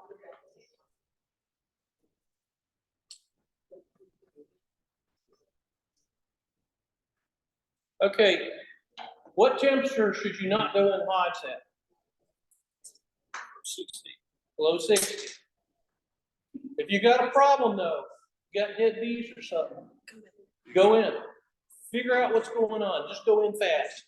Be prepared. Most likely they're starving. They may have food in there, they just can't get to it. So, look and see why. Now, yeah, move the food to your bees. If there's friends on. Yeah, or, get them to put a feeder in there or something. Should you go to the store and buy honey to put in your hive? No. Why not? You don't know what's in it. You don't know what it is. You don't know. American foul brood could be in it, and it's expensive. That's why you always have to save some honey back, so if you have an emergency, you've got some. I don't have anything else. I don't think, unless someone else does.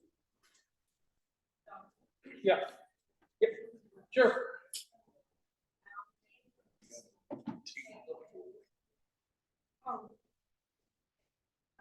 Oh, yeah, well, that'll take place January 1. But, yeah, there's our new program director. That was done in October. And I should have announced it. It was on the nomination list down at the bottom, I believe. That came out by email.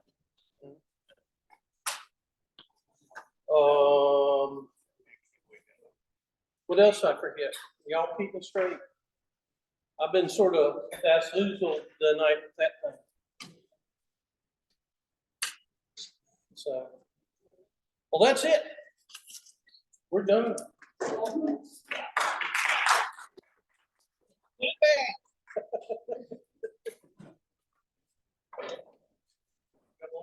Yeah, she just went on.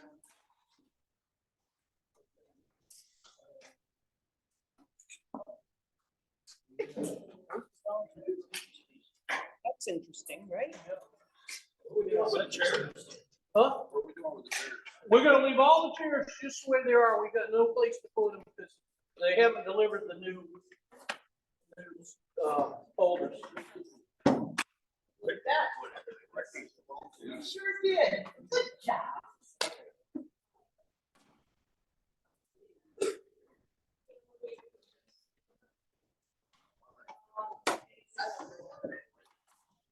I don't know.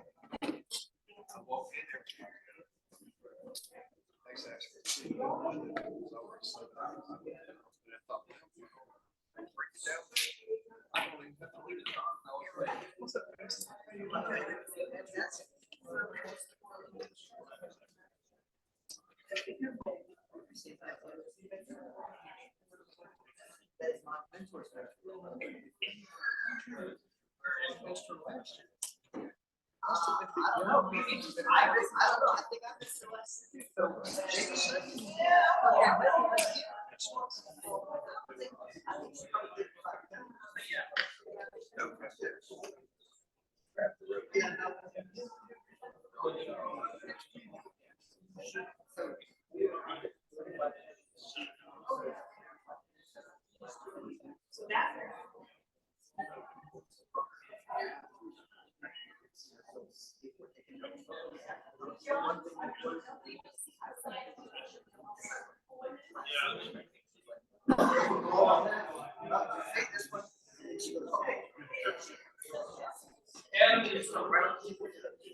Okay, here's how you remove the stinger from your nose.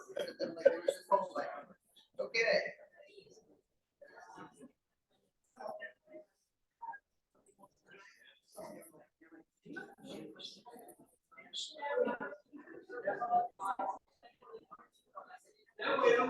You said you were gonna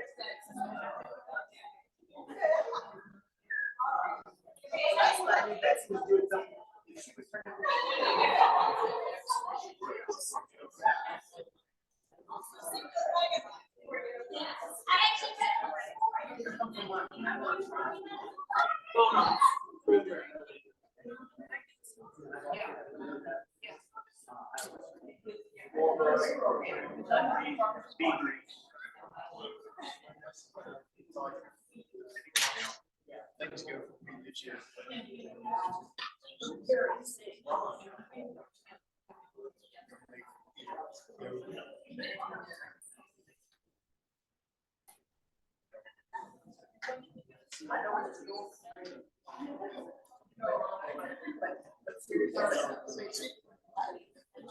$35.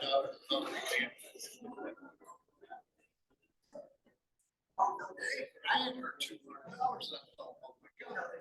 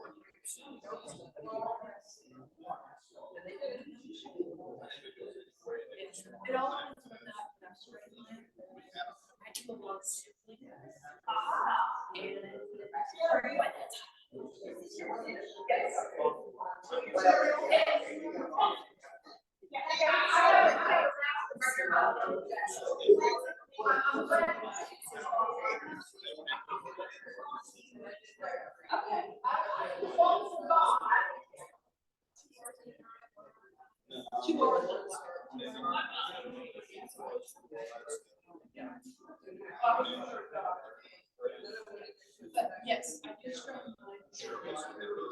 about 20 different flavors.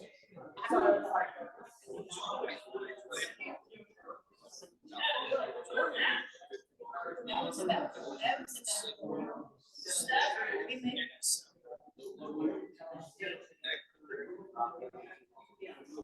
Yeah.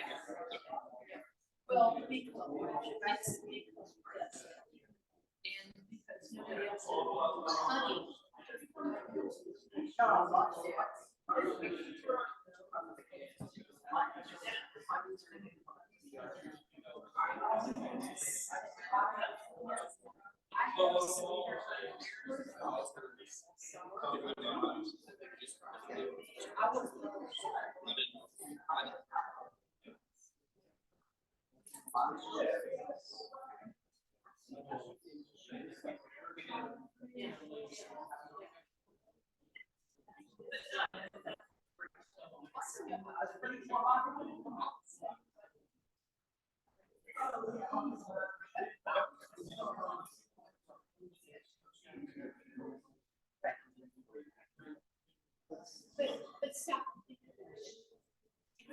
It's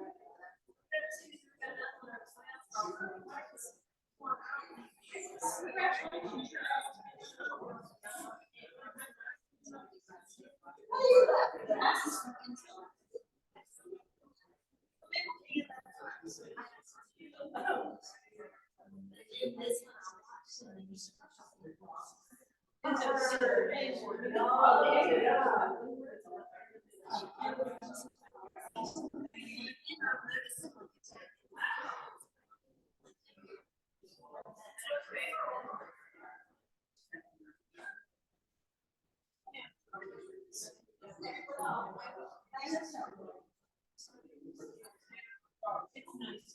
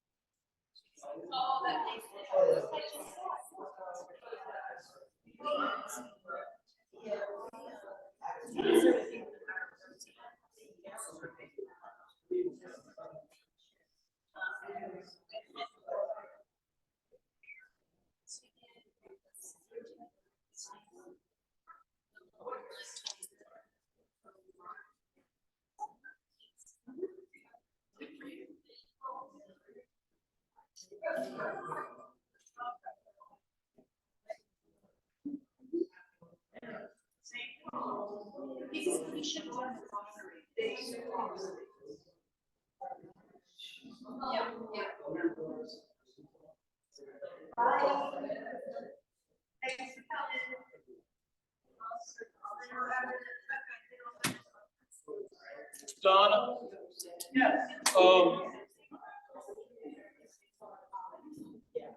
You, me, and Rick We need to get together. get together and get him up to speed. Whenever he can, I mean, and whenever you can, because I'm pretty free. So, well, I'm not cheap.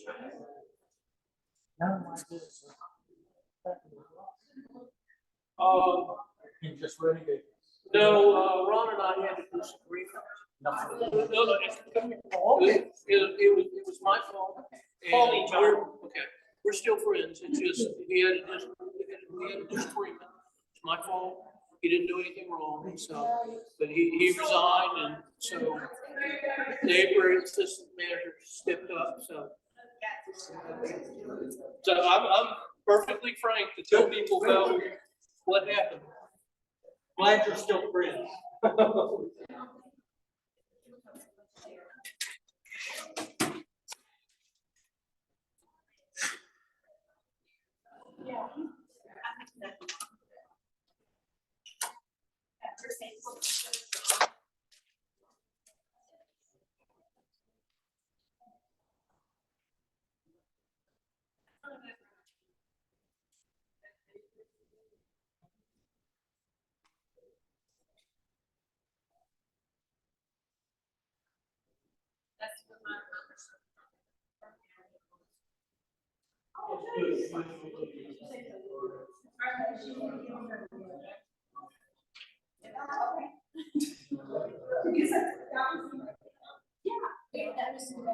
Bye, y'all.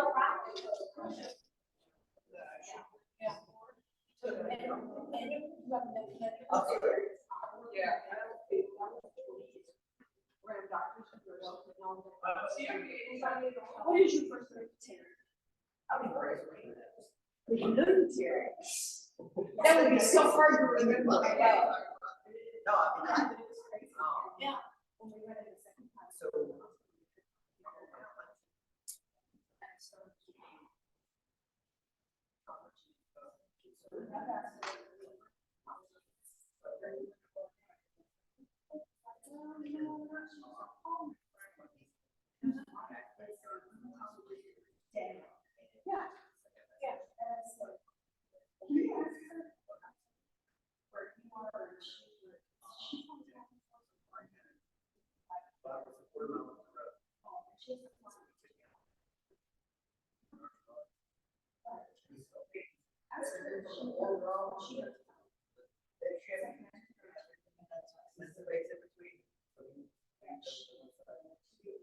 Well, you know,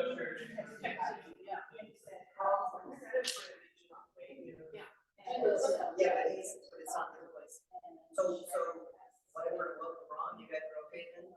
we're okay.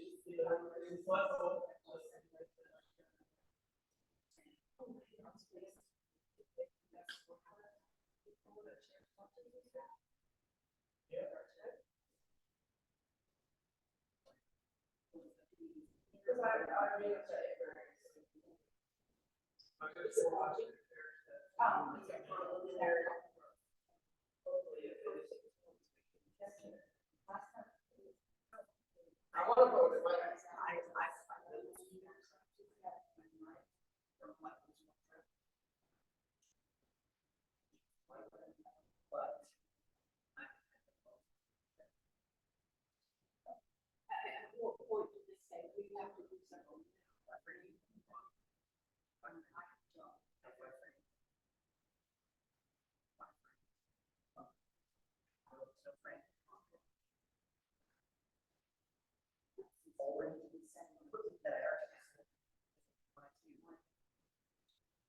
Like winning the lottery in the medical field, yeah.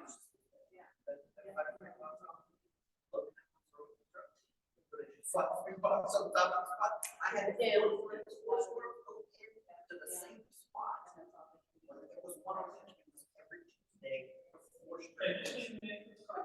Yeah, I haven't seen it. They didn't have a reduction.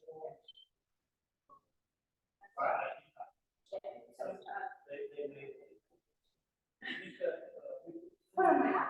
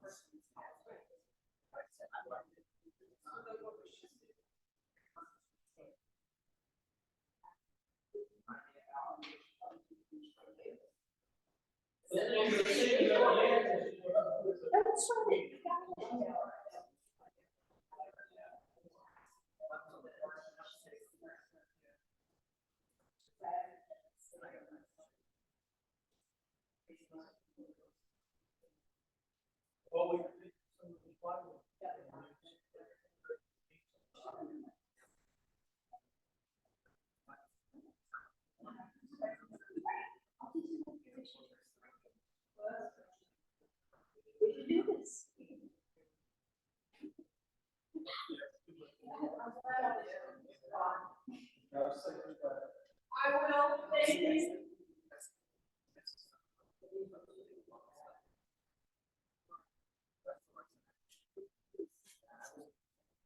Okay, now. There's three quick ones, so I don't know why they didn't take the last three. I'm gonna take the last three. Now they are gluten free, because I'm trying these out for the market. No, take right now. Yes, yes, thank you. They're gluten free. Because I haven't. Because I like people in the market. I'm next to the guy, she says. And they said, well, I will probably do some for next year. cannot play. But she does like sourdough, and she does sugar-free jams like that. And so I've started doing the gluten-free stuff. So you guys are trying. No, well, but I get them, but I don't always.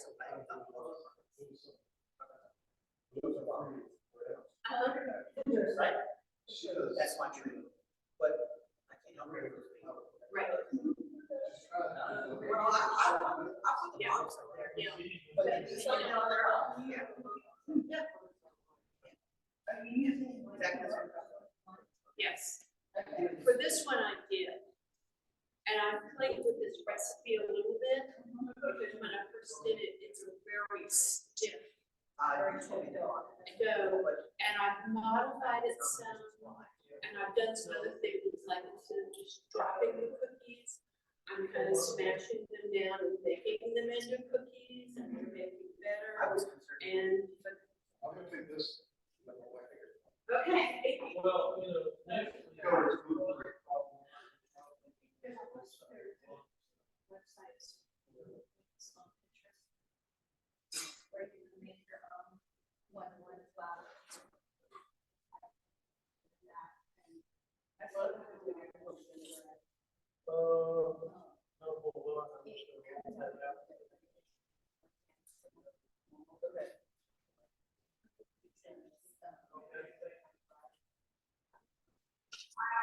You will use them, I know.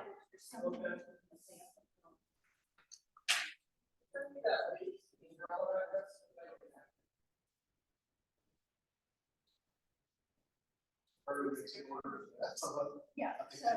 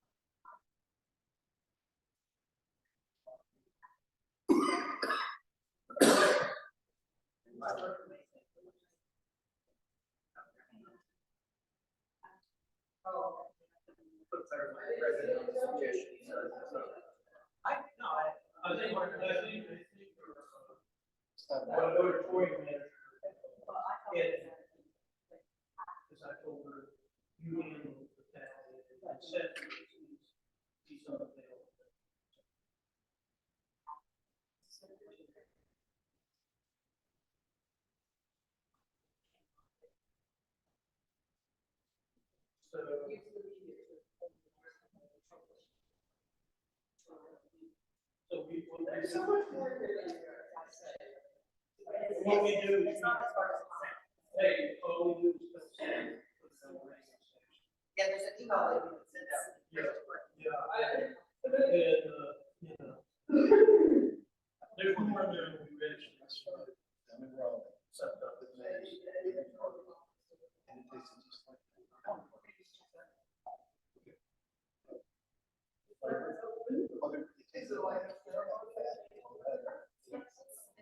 There's the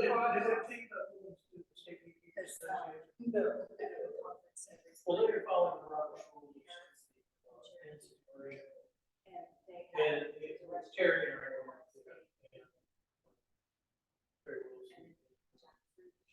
She was going to just take long. She, it's painful. I mean, when we got done, my brain was fried because that's how it was. Trying to maintain Robert's rules.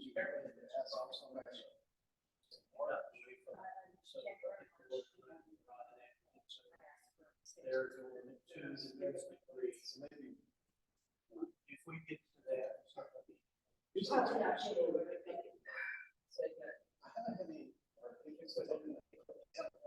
No, what you do is just. Usually. I mean, let's just. Yes. Someone says that we're done. That's fine. All right, well, I'm gonna get from this. My husband talked to the neighbors and they couldn't have no money for dollars for the dogs. It's sometimes people who are That's the way they are. Better get- My wife's yes, we did.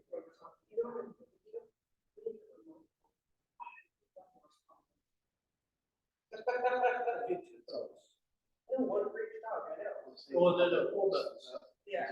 One, there were two transmitters. You know, one So of they have them. fun, then I have fun. That's what I always do, I always put their name on their phone, just in the puppy, because I don't know what its name is. And whoever's marketing, I can speak from. Well, that'll be this Sunday. So, one thing, even though that's it, we can't talk about some stuff. That'll be. And then I sat right next to the fish tank in my hall. Yeah, and you can still hear. it. Sure. And then I'm in the one group, So, I'm in the one group, I'm in the next set of the- it's like a couple of us.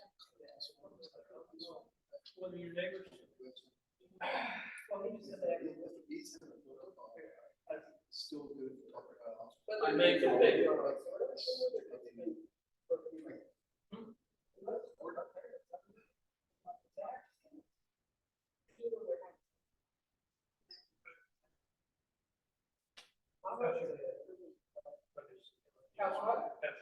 Oh, he's just laughing. After he shaked up at the hospital. He relaxed it.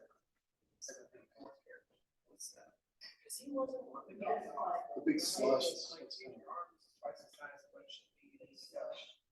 And he just thought, well, so just. So they had one in the. That's the. He was all white. Oh.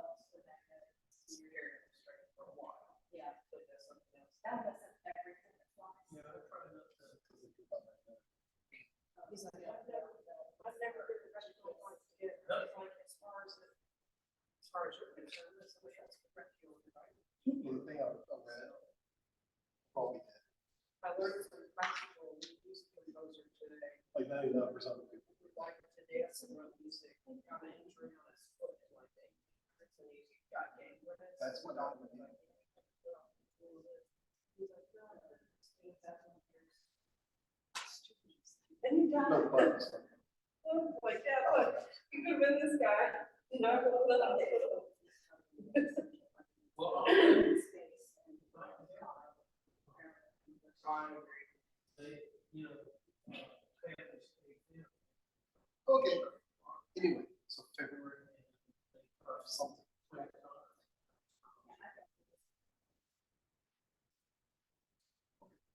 And if anybody.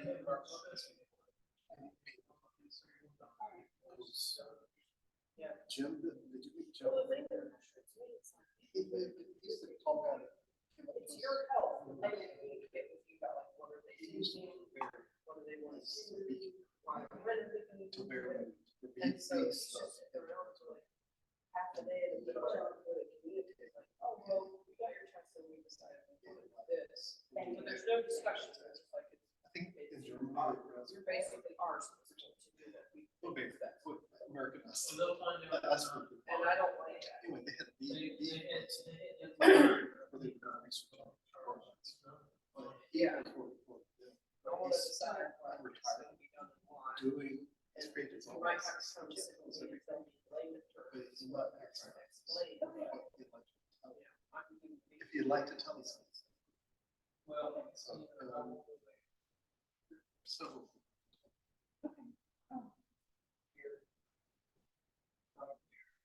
Probably is better. It actually even nicer. But we're all better. I just think.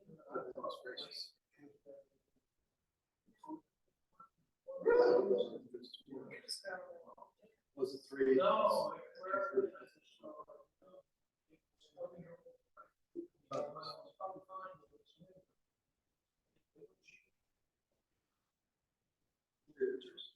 Yeah. Thankfully, yeah, the nurses once you got up at the ER thing was so bad. But the nurse got to the hospital there. And he had his own private room, so it wasn't like he was around the shop. He was put in his car, they were stuck. He was like, where did you get sick from? He said, "Before I get out of here." I live in Archer. So All right, you don't need help carrying anything? Yeah, Jason, I've cracked jokes. We all need some unread facts. Oh, okay. I'm saying,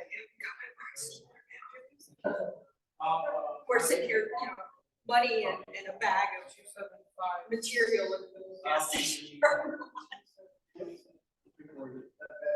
Whatever you told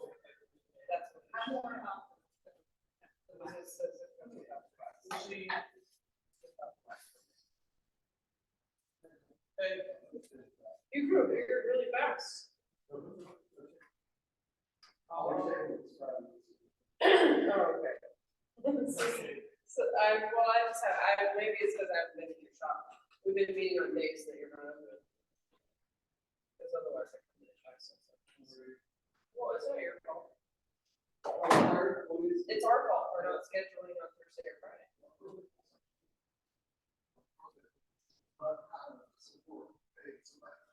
Well, you need to. Oh, that's true. Probably need this. I could buy some of those cookies. If it's too late to do the voting.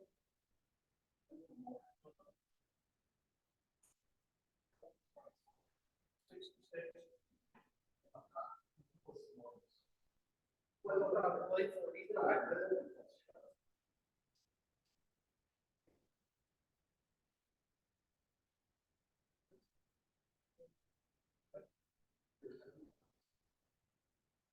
We're not doing this. We're not doing here. No line, I got 28 line hours. And it's 4, 6. 3 and 4.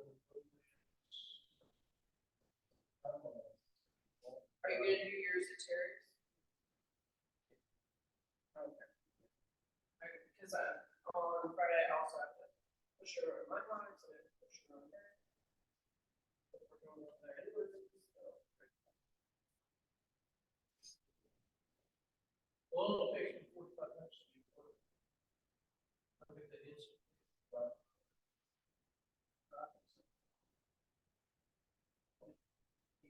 Well, and if you trust me with your equipment after you show me how I can dispose of it, we're hoping to buy some and bring it back to you. Because I use some of it. Yeah, say I will do it again next week. Oh, okay.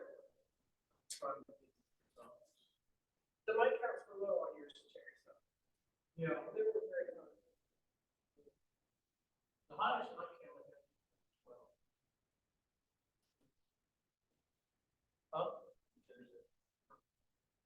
That's what they're doing. No, I said we could. If the programs here. Oh, no, it was your equipment, it's you. I'll get the pictures on there. Okay, that'd be fine. I'm gonna sit here just about a minute, I'm gonna go to that pack.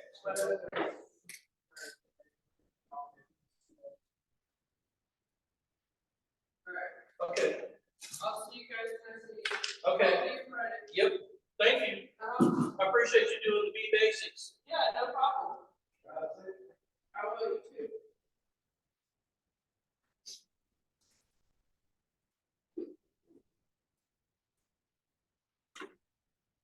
All of these are the changes to the Constitution. Yeah, they just go in the trash.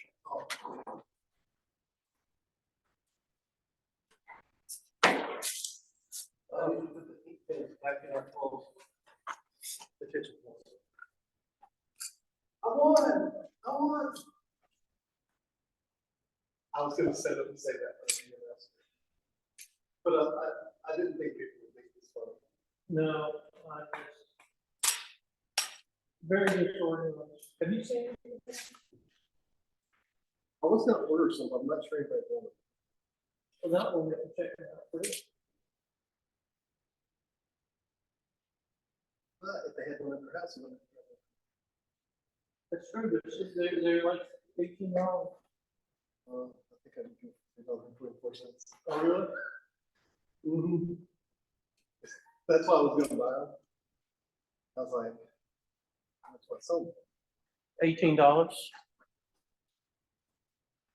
The mail late song, that's why I probably. Oh, I don't know, man, Lee carries these.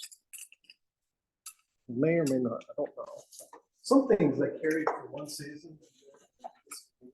Right, it sells like, Terry and I talked, we still didn't come up. She was avoiding, she said, she kept referring back to, email. Yeah. She kept saying, she's in North Carolina extension. So this is a North Carolina extension. I said, what extension are you talking about? She's like, oh, I mean, NC State. I said, oh, Dr. Turpey's office. So yeah, I emailed Dr. Turpey so he can get somebody out there. Well, I sat there and talked to her. I said, Jennifer Keller's a good speaker. That's what I figured they'll schedule. Yeah, and And she was not upset, but she didn't want us set in January. That's like, we need January set. yeah, we need January set now. We can't repeat. And I want Ron to do it so he gets a run through on his seasonal management. What's he expecting? Probably Saturday or Okay. next week. So I'll pull his stuff. May said she needed her stuff again. She's lost it. So I need to pull his. I'm gonna pull Amy's seasonal stuff Right. and say, here it is, delete anything you don't want. Where does that go? I'll take care of it. I gotta figure out, do you know how to cut it off? Finger in here, probably choose some buttons or something. This looks like a telephone. Oh, yeah.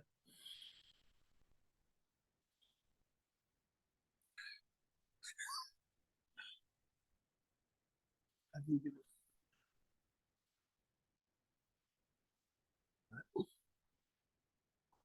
And Yeah, we're just looking at the screen now.